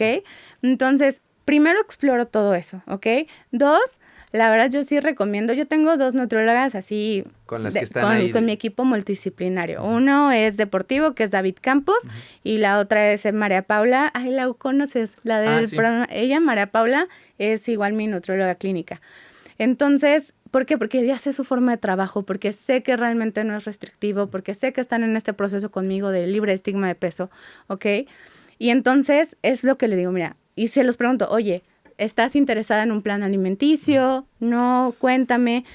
Pues si tú me lo recomiendas, y siempre es eso, ¿no? Cuando ya vienen como muy temerosos o temerosas de un plan de alimentación, y entonces las mando con ellos. ¿Por qué? Porque eso me va a ayudar a que les den calidad nutricional y eso inmediatamente va a bajar los atracones o los antojos, ¿ok? Me ayuda mi chamba y me ayuda mi consultante. El tercer punto en el que me centro es en la calidad de vida, ¿sí? Si la persona está sedentaria, ¿no? Y por recomendación médica es que haga ejercicio, trabajamos la relación que tiene con el ejercicio, ¿sí? Que usualmente es de castigo, de dolor, de que todo. Y me he metido mucho en estos temas, entonces es como cuando me dicen, es que solo me gusta el ejercicio en casa, bla, bla, y me dan como ciertas características y yo digo, Les Mills le va a funcionar increíble. Y le digo, oye, ¿te gustaría intentar esto? O sea, y todo, y me dicen, sí, y lo intentan y les encanta. Ok, pero porque preguntaste. Les pregunto, ¿sí? O me dicen, tenía una consultante muy graciosa que me decía, es que yo uso la bici para todo, ¿ok? Para irme de transporte, ¿sí? Pero ya no puedo porque estoy en home office. Okay. Le digo, ¿pero vas al súper? ¿Y cómo vas al súper? Me dice, pues en la camioneta. Y le digo, ¿y si vas en la bici y las cosas las lleva? O sea, empezamos a armar un plan de acción de que le hiciera sentido y entrara en la cotidianeidad de mi consultante. Porque si yo le digo, ay, pues ponte a hacer CrossFit, ¿no? O estas cosas. Uno, no tiene ¿quién sentido? sabe si hay un lugar cerca? 2, si tiene el dinero. 3, ¿cómo la va a tratar el del CrossFit? Entonces, sí es como ir viendo como todos los focos. ¿Qué otro punto? El siguiente punto es el autoconcepto, ¿ok? Porque independientemente de si hay pérdida o no de peso, hay un cambio en la imagen corporal, ¿sí? Desde el hecho de que estás en la terapia y vas avanzando, ¿sí? Entonces, no sé si has visto en cirugías plásticas, ¿no? Que puedes quedar como muy buenísima, bla, bla, lo que tú quieras, y aún así no es suficiente para la persona. Ah, sí, pues porque ya tiene una alteración ahí de cómo se percibe. Pero y dentro de la percepción está el autoconcepto. Entonces reforzamos eso. ¿Qué es el autoconcepto? Es toda esta percepción que tengo de mí en mi suma de mis partes, tanto físicas como de actitudes, valores, cosas que puedo hacer, ¿no? Todo. Entonces reforzamos toda esa idea, porque yo no sé si la baja de peso va a llegar o no, ¿sabes? Y realmente el último punto, el más importante, es que el peso no se vuelve una meta. Puede ser un efecto secundario. ¿Y por qué me gustaría que se lo dijera? ¿Por qué el peso no debe de ser una meta en el manejo de la obesidad? Y que entendiendo a la obesidad como un exceso de grasa corporal, pero o en el manejo de enfermedades crónicas asociadas a la grasa corporal, diabetes, hígado graso, hipertensión, triglicéridos altos, síndrome metabólico, resistencia a la insulina. ¿Por qué el peso no debe de ser una meta? Si lo ves desde una parte muy psicológica, porque no es conducta, eso ya quedó claro, ¿no? Y no nos metemos con eso, psicólogos ni psicólogas.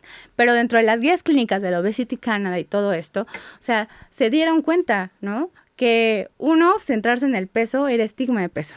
O sea, cuando tú ves como única solución que la persona para obtener salud, bienestar o calidad de vida es bajar de peso, no, o sea, qué flojo o floja eres para ver como otros ámbitos de la vida de tu paciente. Que te corten una pierna, ya con eso bajaste mínimo unos 10 kilos. Exacto. Que te dé tuberculosis. Y aparte, estaba viendo unos memes, o sea, vi un TikTok de el dengue causa pérdida de 10 kilos. Y así una chava bailando pidiendo que le diera dengue. Y yo, amiga, no tienes, o sea, ¿a qué grado la mente? Digo, sé que de forma general no nos queremos ser las tías piolines, buena, no. Pero, ¿qué tan profundo está esto de que voy a hacer lo que tenga que hacer para bajar de peso? Como Rubí, voy a hacer lo que tenga que hacer para estar bien. No, amigos, porque no solamente pierden, lo de menos es que tú dejas que pierdan peso. Pierden músculo, pierden calidad ósea, pierden un buen de cosas más, o sea, no se centren en el peso. No, y aparte también es seguir reforzando esta conducta de que dependes de tu peso para todo. Ah, sí. O sea, que por si el mundo te lo dice todo el tiempo, sí, ¿no? Y después tú mismo o misma. Y luego el doctor, que se supone que es quien te otorga salud y no se está preocupando por la salud mental. Entonces, no se centren en el peso, céntrense en el porcentaje de grasa. Y aún así, el porcentaje de grasa, viéndolo desde, por ejemplo, la bioimpedancia, que es esto lo que te dice el porcentaje de músculo y peso, tiene muchísimas variables. Entonces, más bien véanlo con todos los objetivos. Yo, por ejemplo, les puedo decir, en el ejercicio, lo que a mí me funcionó, uno, es crearme un objetivo. Mi objetivo era bajar mi ansiedad y mejorar del síndrome de intestino irritable. Sabía que me iba a ayudar, digo, también tiene mucho que ver, ahora lo entiendo, mi hiperfoco por el TDA, que es como de, lo voy a hacer y nada me va a detener. Pero en algún punto sí era como, pues voy a bajar de peso, voy a estar más marcado y todo eso. Pero justo cuando me empecé a preocupar por eso, y sobre todo con el síndrome de intestino irritable, decir, voy a hacer todo perfecto para que no me distienda, era cuando más me distendía. O sea, decía, comía todo bien y a las 4 de la tarde ya estaba distendido. Y es que ya como bien, no como procesados, estoy haciendo las 2 horas de ejercicio, estoy durmiendo bien y me distiendo. Y les decía, me comía dije, ay, un día me cansé, dije, de todos modos me voy a sentir mal. Que agarro una bolsa de totis, me los comí. Era tanta la ansiedad por querer cumplir esas metas que comiendo los totis hasta me desinflamé, pero era por la misma ansiedad. Entonces, en el ejercicio, cuando me dejé de preocupar por el peso o por cumplir con estereotipo de cuerpo de alguien que hace ejercicio, fue cuando lo disfruté. Y ahora disfruto ir todos los días. No me pesa, me gusta. De hecho, lo veo como juego y así es como ahora lo veo. Todos los días voy a ir porque sí, si no voy, pues me siento pesado del estómago, pero más porque lo disfruto, porque me gusta, porque ya lo veo como un juego. Y creo que eso debería ser el objetivo con todas las conductas, ¿no? En la alimentación, en el dormir, en todo. Sí, que, o sea, 2 cosas. O sea, uno, el ejercicio en investigación, es un antidepresivo natural. Ajá, porque te crea endorfinas, crea serotonina también. Y 2, o sea, realmente cuando le quitas el foco, ¿no? No solo al peso, sino como a todo este estereotipo. O sea, quitarle el foco no quiere decir que deje de existir, sí existe, ¿sí? Y te centras y devuelves el foco hacia ti, te puedes dar cuenta y es cuando se sostienen los procesos. Te quería mencionar un poco el punto como contrario que ha estado pasando mucho desde hace como un año, que no sé si te han llegado como estos discursos de que las personas dejaron como de desear o...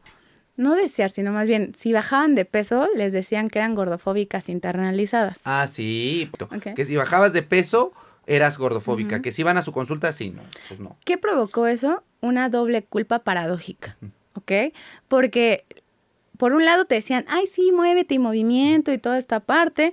Entonces te movías y fisiológicamente puede haber un cambio, había ese cambio y entonces venía la culpa de... No, es que estoy bajando de peso y en sí nadie quería ser gordofóbico o gordofóbica, ¿ok?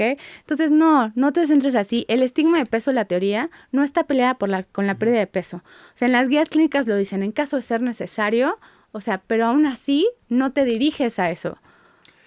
Más bien, dirígete a sentirte tú bien. Y era, con 2 ejemplos lo voy a poner.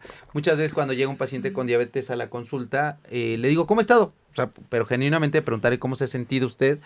Me dice, pues no sé, ahí van a estar mis laboratorios. Y yo, pues sí, pero no me importa que tenga 80 de glucosa, que esté controlado. Si usted no se siente bien, si a lo mejor le está costando, ¿qué le está costando llegar a ese 80 de glucosa? ¿Qué le está costando llegar a ese peso que ahora tiene o ese porcentaje de grasa? Yo lo que quiero saber es usted cómo se siente, o sea, ¿le ha gustado este proceso que ha llevado? ¿Se ha sentido bien? ¿Se le olvida sus medicamentos? ¿O por qué no se los toma? ¿Por qué sí? O sea, entender como esta parte más allá de un simple número de laboratorio, que claro, son importantes, pero insisto, hay que ver al paciente como un todo. Y la segunda cosa que te iba a decir, que maldita sea, pone este TDA, que me pasa algo paradójico, haciendo una interrupción. Antes antes iba de un lado a otro con el TDA, pero siempre regresaba. Okay. Y ahora, desde que estoy hace un mes, he mejorado mucho en otros aspectos, pero siento que de del TDA, de que como que se me olvidan más las cosas. Tal vez de que como ya no estoy en el hiperfoco a todos lados, como que se me olvida. Pero les iba a decir otra cosa. Pero bueno, las 2 tenían que ver con esto, con que no se centren en un número, céntrense más bien en cómo se siente el paciente. Y es que tenía que ver algo con este doble discurso. ¿De los discursos radicales? Ajá, tenía que ver con lo de los discursos radicales. Pero bueno, pasando esto y ya para ir cerrando, ¿qué tips le das a una persona para llevar este duelo de su enfermedad? Cuando le acaban de decir que tiene diabetes, cuando le dicen que tiene que dejar el refresco para que se acerque más a su meta de tener mejor salud, cuando le dicen que tiene hígado graso, ¿cómo llevar el proceso de duelo ante una enfermedad crónica? Ok, igual de nuevo, no me gusta dar como pasos así, pero sí como cuestiones muy importantes que puedes tomar. 1, sí date el tiempo. Date el chance, o sea, porque realmente sí es encara que de alguna forma, si tú tenías la idea de que diabetes es igual a muerte y que te digan es diabetes, el encararte en eso, porque hay miedos, hay preocupación, puede haber enojo, ¿no? O sea, yo no he escuchado de alguien que diga, ay, sí, me dio diabetes, ¿no? No, o sea, no lo he escuchado, igual y por estadística puede haber, ¿no? Pero es eso, o sea, date el chance primero como de asimilarlo, ¿no? Después, cuestiónate, o sea, qué impacto o qué implicaciones tiene para ti eso, ¿sí? Y después, porque me ha tocado mucho que, sobre todo con hombres, fíjate, es como muy curioso. Con hombres me ha tocado que es como de, y es que si le hago falta a mi familia, ¿qué va a pasar? ¿No? O sea, como en esta familia mexicana en donde el hombre es como proveedor, ¿no? Y todo esto. Entonces, también cuestionarte esto, ¿no? La siguiente, o sea, ¿quiénes pueden ser tus redes de apoyo? ¿Y quiénes quieres que sean tus redes de apoyo? O sea, esto es bien importante, el del pueden y el querer, ¿sí? Porque a lo mejor quién puede es tu hijo, pero a lo mejor no te llevas bien con tu hijo, ¿no? Entonces, ahí tienes que evaluar qué pasa, ¿sí? Y también redes de apoyo médicas, o sea, psicológicas, nutricionales y afines. Y también ver cuáles se pueden en este momento y cuáles son prioritarias, ¿ok? Una cosa son las prioridades en salud como profesionales de salud y otra cosa son las prioridades reales y cotidianas de las personas. Entonces, eso es lo que hay que hacer, ¿no? Y todo esto es un ejercicio reflexivo, ¿no? Que no nos detenemos a pensar ni cuestionar, ¿ok? Y posteriormente, ¿no? Te regalo esta pregunta, ¿no? O sea, ¿qué sería lo mínimo, por más chiquito que sea, que te diría que vas por un camino que te funciona en este proceso? Caminar 10 pasos más. Tratar de dormir, descansar mejor. O puede ser hablar con mi familia de esto, ¿no? Saber bien qué es diabetes e informarme, ¿sí? Empezar a leer sobre la metformina. Sí, eso es, pues sí, hacerse todas estas preguntas. Y tú decías algo bien importante, el saber qué significa la enfermedad y qué me representa. Y por eso, volviendo a lo de cómo las palabras pueden tener un impacto en el contexto, y por eso siempre decimos que pues no se digan ni se autonombren, es que yo soy diabético. No, usted es una persona que vive con diabetes. Bueno, pero se identifica como diabético, su cuerpo, su decisión. Pero yo le aconsejo que se diga persona que vive con diabetes, ni siquiera paciente con diabetes, porque pacientes, en todo caso, en el contexto del doctor o con el nutriólogo, pero afuera eres una persona con diabetes, pero no te define la enfermedad como tal. Entonces no se digan diabéticos, ni se digan diabéticas o hipertensos. Es que soy hipertenso, porque tampoco le andan diciendo a la persona con VIH, ay, es que es idoso. Pues no, ¿verdad? Porque eso no los define como persona. Hay ustedes son más que la enfermedad. Y lo decía, digo, no sé si ocupes mucho Twitter, pero ay, cómo me caen bien. Bueno, también están en TikTok, con el TDA. Por eso yo me negaba al diagnóstico de TDA. Sobre todo por dos cosas. Uno, porque no me conceptualizaba en este estigma que tenían las personas con TDA. Y dos, ay, porque cómo me molestan las personas que hacen de un diagnóstico su personalidad. Ay, soy distraído, tengo TDA. Ay, no, amigo, vales más que la enfermedad. No te hagas el único y diferente por querer tener. Es que soy neurodivergente. No, amigo, mejor investiguen bien, y es al punto a donde vamos, sobre estas pseudoterapias. ¿Puedo terminar con una frase antes de esa idea? Dime. La enfermedad no es identidad. Ahí está. La enfermedad no te va a definir como Octavio, como Lucero, como Enrique. Eres más que eso. Entonces, véanlo de esa manera. Y cuando busquen información y ayuda, vayan con profesionales, porque ya les pusimos el ejemplo de la cirugía, la manga gástrica virtual.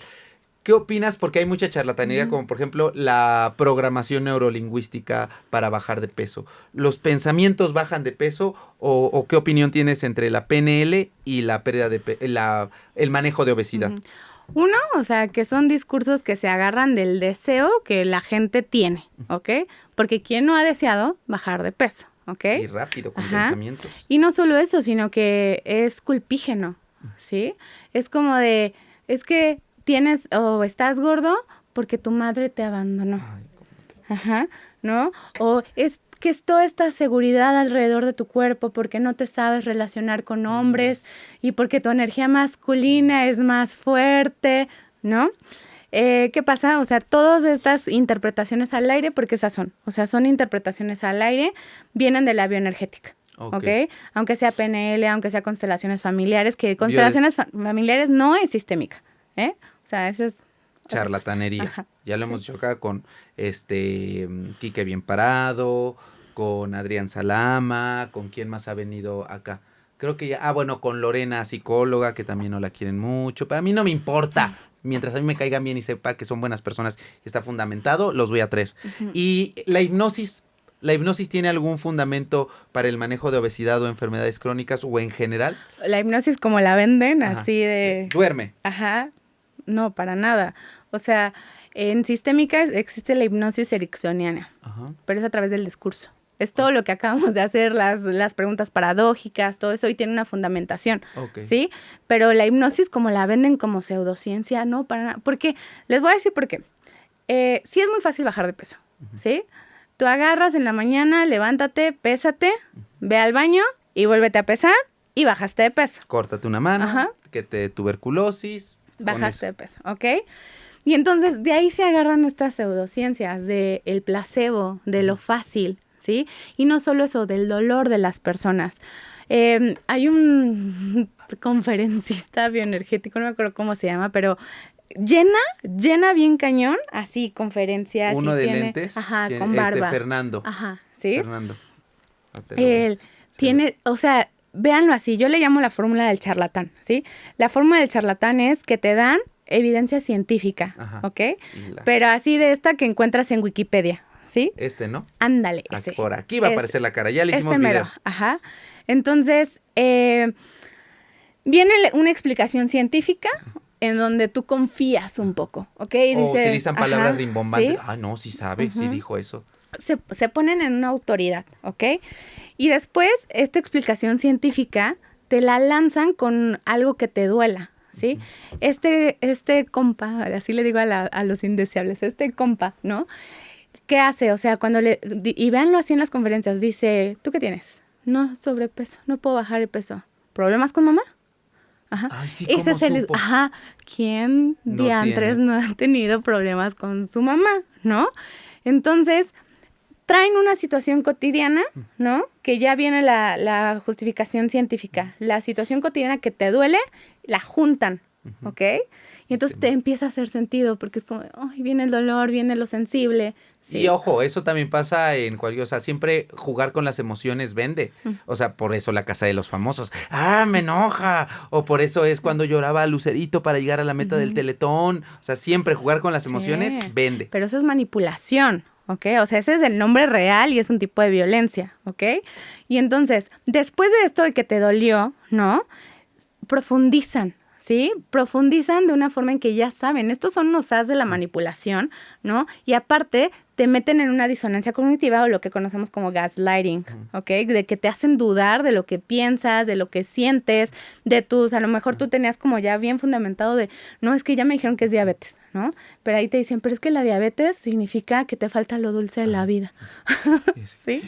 Y tú, pues sí, claro, o sea, si estás en una situación muy dolorosa, pues es amargada. O sea, no es tan difícil hacer esas interpretaciones. Aparte, y tienen ciertas, son carismáticos, saben caerte bien, te hacen reír para que digas, bueno, pues a lo mejor ni me sirvió este curso o esta sesión, pero por lo menos ya me divertí. Y por eso nunca los denuncian. Pero denuncien a los charlatanes. Sí, no, y de ahí entonces viene, ¿no? Como la solución que ningún médico ni ningún profesional, siempre empiezan así, esto nadie lo tiene, esto es algo, y aparte siempre es como que les funcionó a ellos o a ellas. Ajá.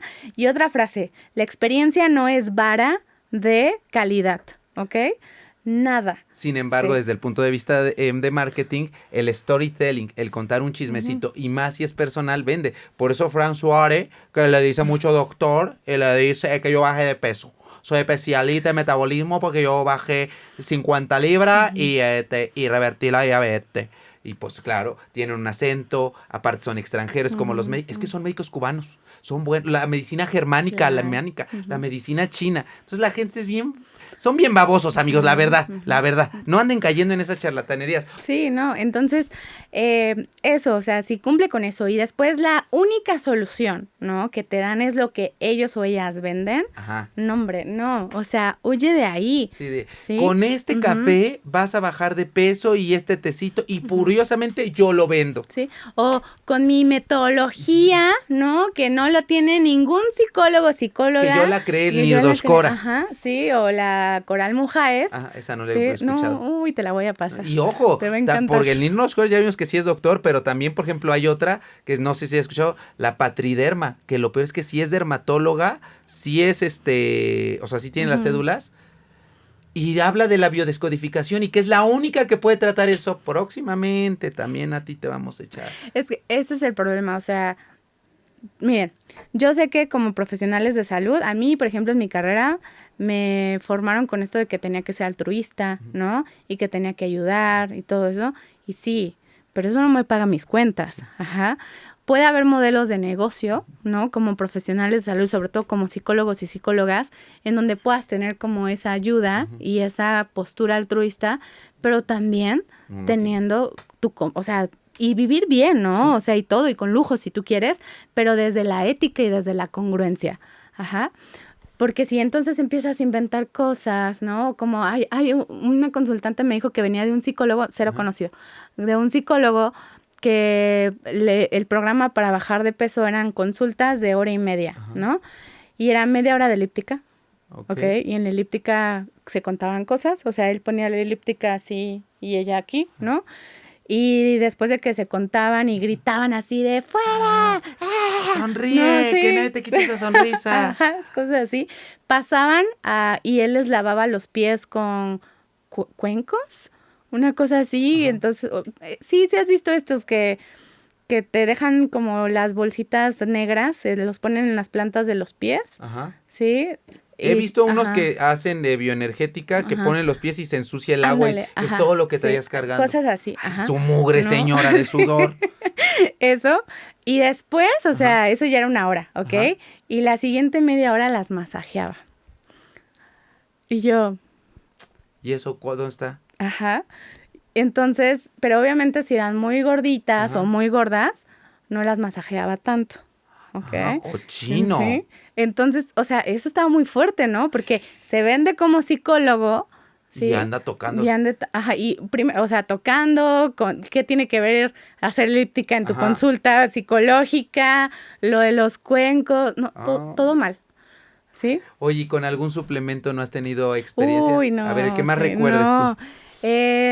Bueno, Herbalife es de cajón.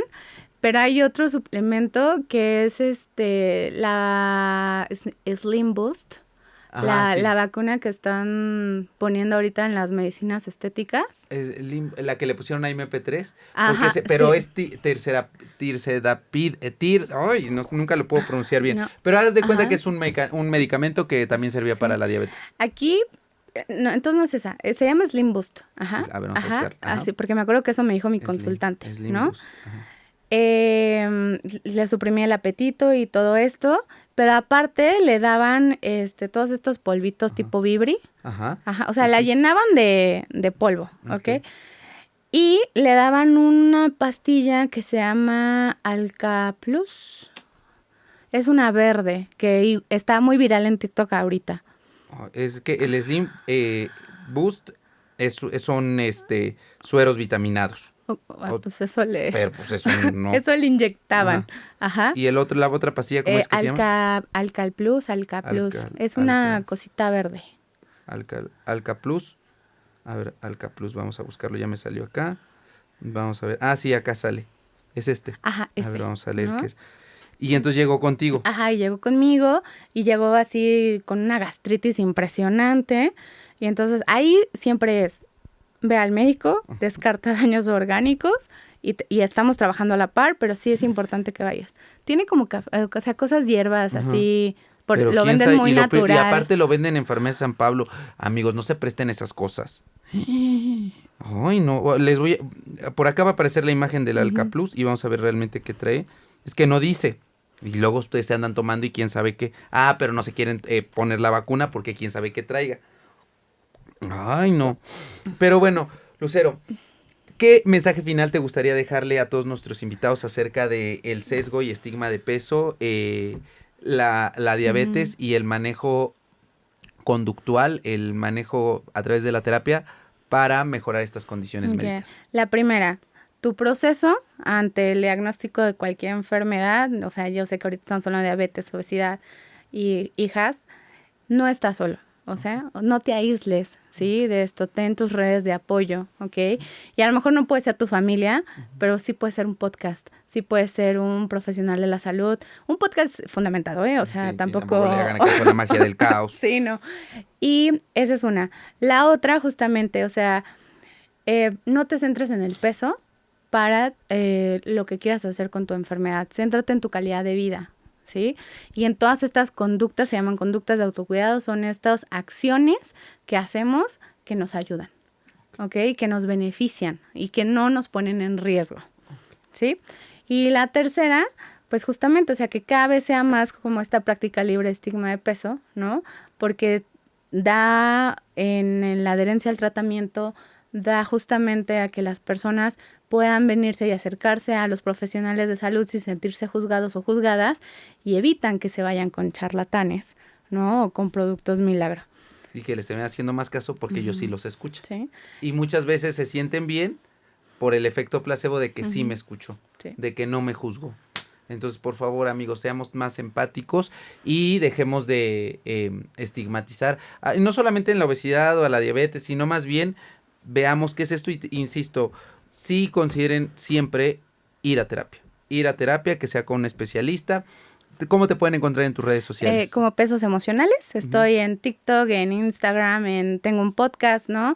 Y próximamente te quería compartir, ¿no? Tenemos ahorita va a ser un modelo de negocio de cursos para psicólogos, médicos y nutris, que estamos en procesos ante CEP Conocer y todo de certificarlos para que los hagas, pero van a costar así 99 pesos mensuales. Ay, qué barato. Entonces, para que en vez gastan más en sus uñas o en otras cosas, en su suscripción a Netflix, mejor aprendan a tratar y abordar a los pacientes con obesidad, viéndolos desde un punto no pesocentrista. Pues muy bien, amigos, denle like, compartan este capítulo, dejen en los comentarios qué opinan. ¿Ustedes sabían la importancia de acudir a terapia para el manejo de este tipo de condiciones médicas? Y pues nos vemos hasta la próxima. Adiós.